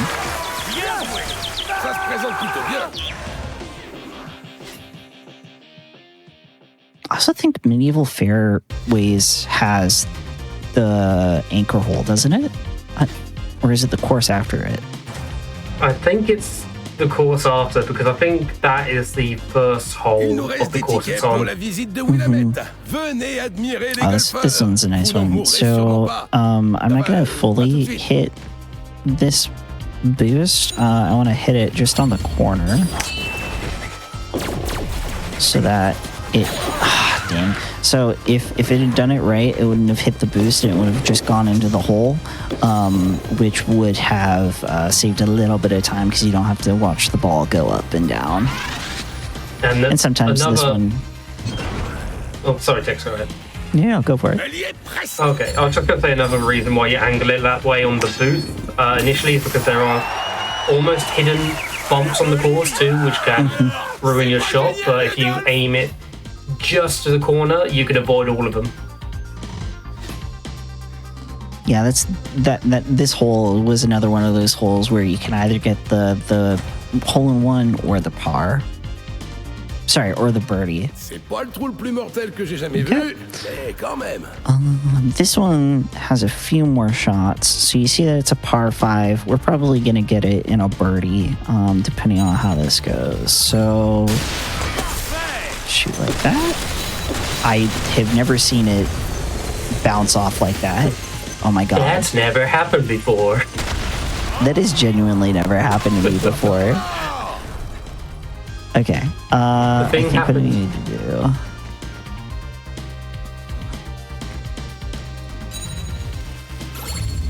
Yeah, what you're gonna have notice about most of these holes is very, very precise aiming for most of them to avoid kind of what just happened.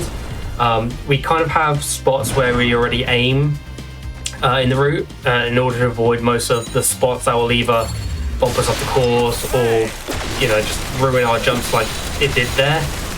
But yeah, and this one, resting the ball in the sandpit, and what you can do is you can either go in the tunnel or you can use the wedge and aim just a little bit before the hole, and if you've aimed right, it should go in. Oh. Nah, I don't think I've ever had it go in. I think I've had it go in once from there.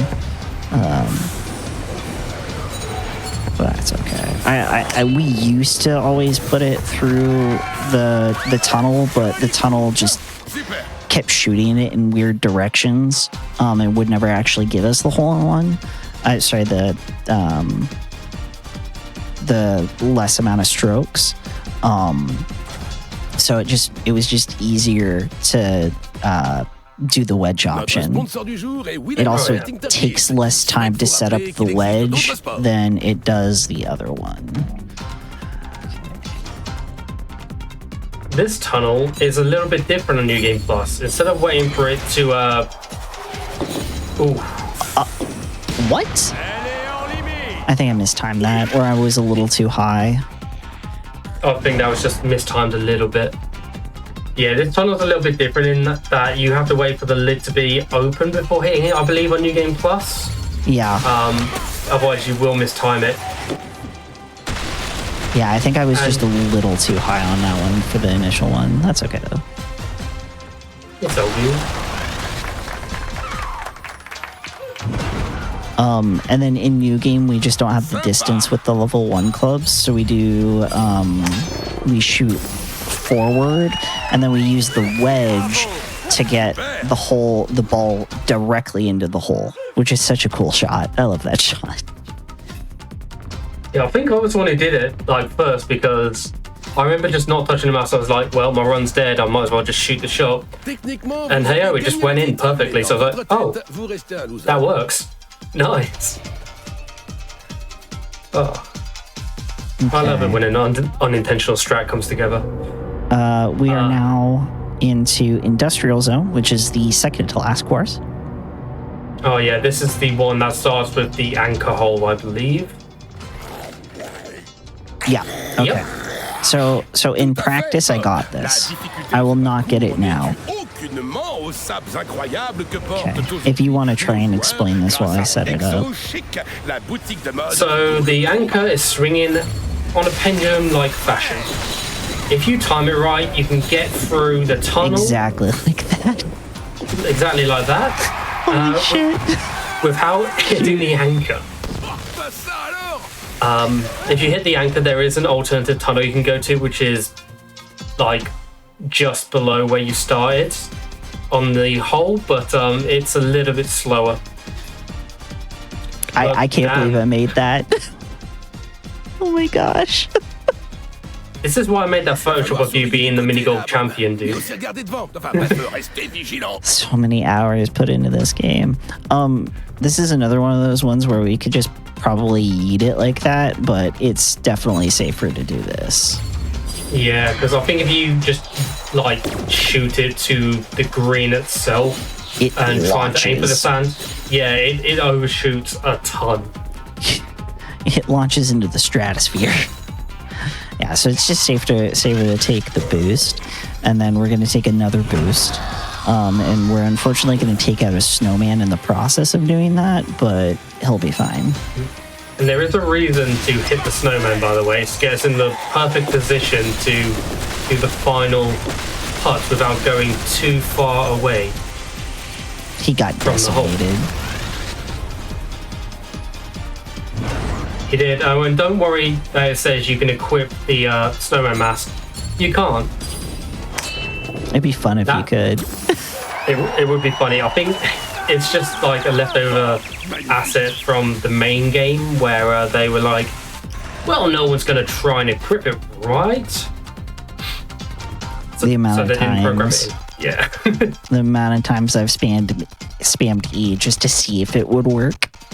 Yeah, it's just non-functional, but it'll just be hilarious to see a reindeer suddenly having a snowman's head on. Alright, so for this hole, to hopefully get the hole in one, I'm going to aim up on this slope here, and we're going to hit relatively hard. Hopefully this works. I don't think I hit it hard enough. No, I didn't. I did that in practice too. But you can get it to hit the slope, and then once it hits the slope, it'll go down this slope to then go into through the tunnel and into the hole. And we always hit this explosive barrel, unfortunately, and the rim always likes to ruin my day here.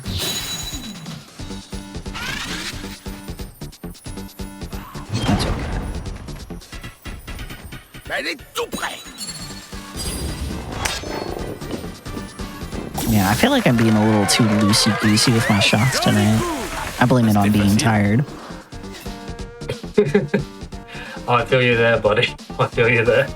Alright, we got one more hole here. I think this is the most difficult hole. Yeah. This is the one with the... You gotta explain this while I set this up. Of course. So you see the tunnel that Tech's aimed towards? The timing on this, it's not the worst thing, but you have to kind of time it so that you get it into the tunnel and then into another tunnel straight after. The thing is, the tunnel patches are not on the same cycle, technically. So you kind of have to shoot your shot blind into this first one because you can kind of see the second one there, but it doesn't really help in terms of timing. Yeah, we're gonna get it. Okay. Yeah, okay. That would have sucked if it didn't happen second try. Okay. And we like to do the wedge here.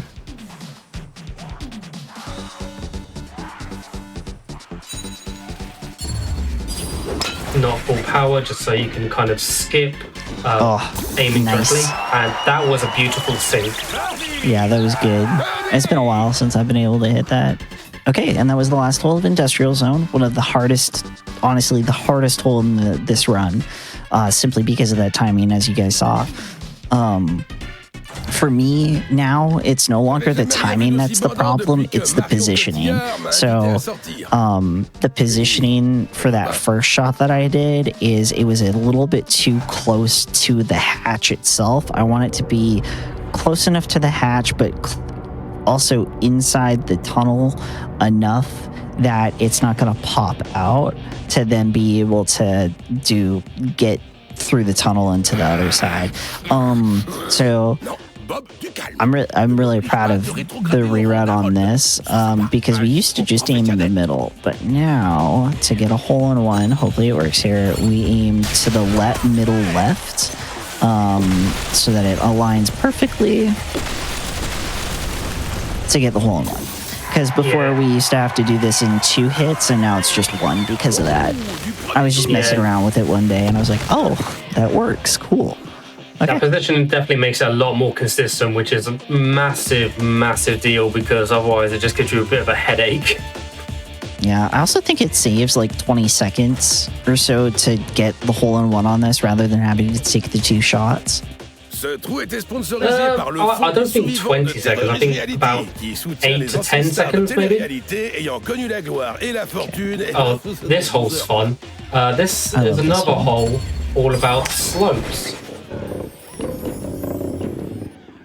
I messed up my slope, damn it. It's okay.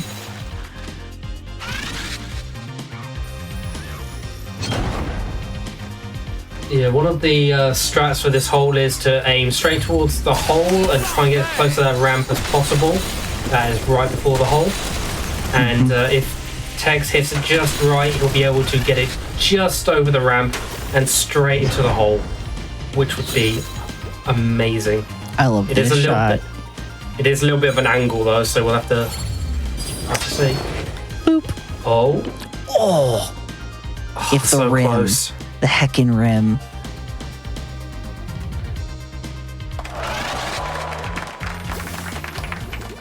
But yeah, that strat is one of the reasons why this hole is one of my favorites, because if you pull that off, it's so satisfying. It's so satisfying. Like I get shivers every time I get it. All right, we got 2 more holes left. Yeah, we're coming up onto the end of the run, not too far from now. Yep. I also like the strat that you found for the last hole as well. That's such a cool strat and very satisfying with the way that we rerouted it.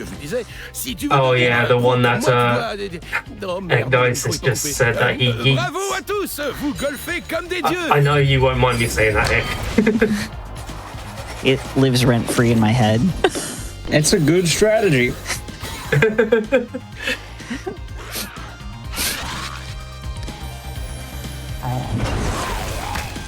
I mean, to be fair, you can't fault it if it works, so I don't blame you. It's true. It's true. Exactly. And this one you can't get a hole-in-one in, but it does plonk you out close enough to the hole. So that's a nice little twofer. Allez, applique-toi. Nice. Okay, last hole. Last hole, baby. And we're going on a pirate ship, boy. I might actually, it'll either be a hole-in-one or a birdie. I mean, to be fair, either one's fine. I think I've seen a hole-in-one on it once.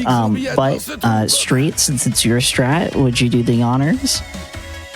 Okay, I'll say my version of the strat. So, on this hole, oh, you're doing a different version of it, but it's technically the same. Yes. Yeah. So if you aim at a specific point on the deck of the pirate ship, you can get it straight into a tunnel, and you got a really good one there, Tex. Holy crap! That also clipped the side of the pirate ship. It didn't hit the boost like I wanted it to. So what just happened there is it clipped the side of the pirate ship to then go into a tunnel. Usually I shoot it to hit the boost to go into a tunnel, but Street Strat is hitting that pole. Also, time is about to come up on the final results screen. So not this screen, but the next one.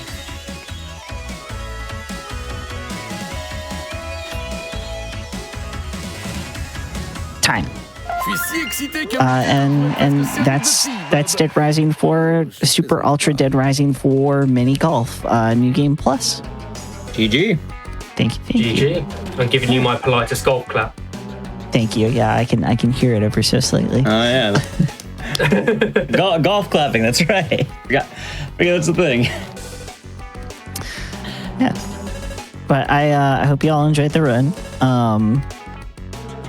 You can find me at the name on the screen, Texan_Red_Wolf. Shout outs to the Dead Rising community. As always, what a good bunch of people. Thanks, Ek, for having mini golf back on Crypt. It's always a good time. And Street, thank you for, as always, being my co-op partner in part crime for mini golf stuff. Yeah. No worries, Tex. I look forward to our eventual in real life mini golf face-off. Sounds good. Before you go, though, if anyone did want to check you out, where can they find you? Name on the screen, so you can find me on Twitch and YouTube. I tend to upload VODs on YouTube, casual stuff. And then on Twitch, it's Speedruns, casual stuff. Speedruns are horror, licensed video games, RPGs, things like that. Alrighty. Well, thank you once again for that run. If you would like to see more of Texan Red Wolf speedruns, you can find their Twitch at twitch.tv/Texan_Red_Wolf. I guess the exact pronunciation of the channel always does hit that, so you can find it there. A lot of fun horror and some silly, some co-op. Thank you once again for the run.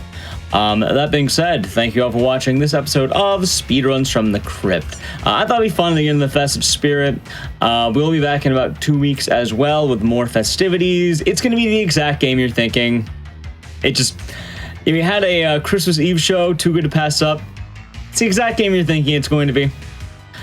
For those of you who don't know, there's a very popular Christmas horror game, so what better to have that than on Christmas Eve? But I also thought it'd be fun to kind of get a little appetizer for the holidays with Dead Rising 4. A fun overlooked holiday horror game, and hopefully we're all just having a great time with it. I've been your host, Dices. I do put all these shows together. I already said we're going to be back about 2 weeks, so we have that. Before that, as well, with a couple of announcements. Thank you to anyone who did sub to the channel, contribute bits, give subs, all that. It's very much appreciated, as it does keep GDQ running through the interim, so thank you for that. As well, if you missed out on Crosshair or Speedruns from the Crypt, stay tuned as we replay both the shows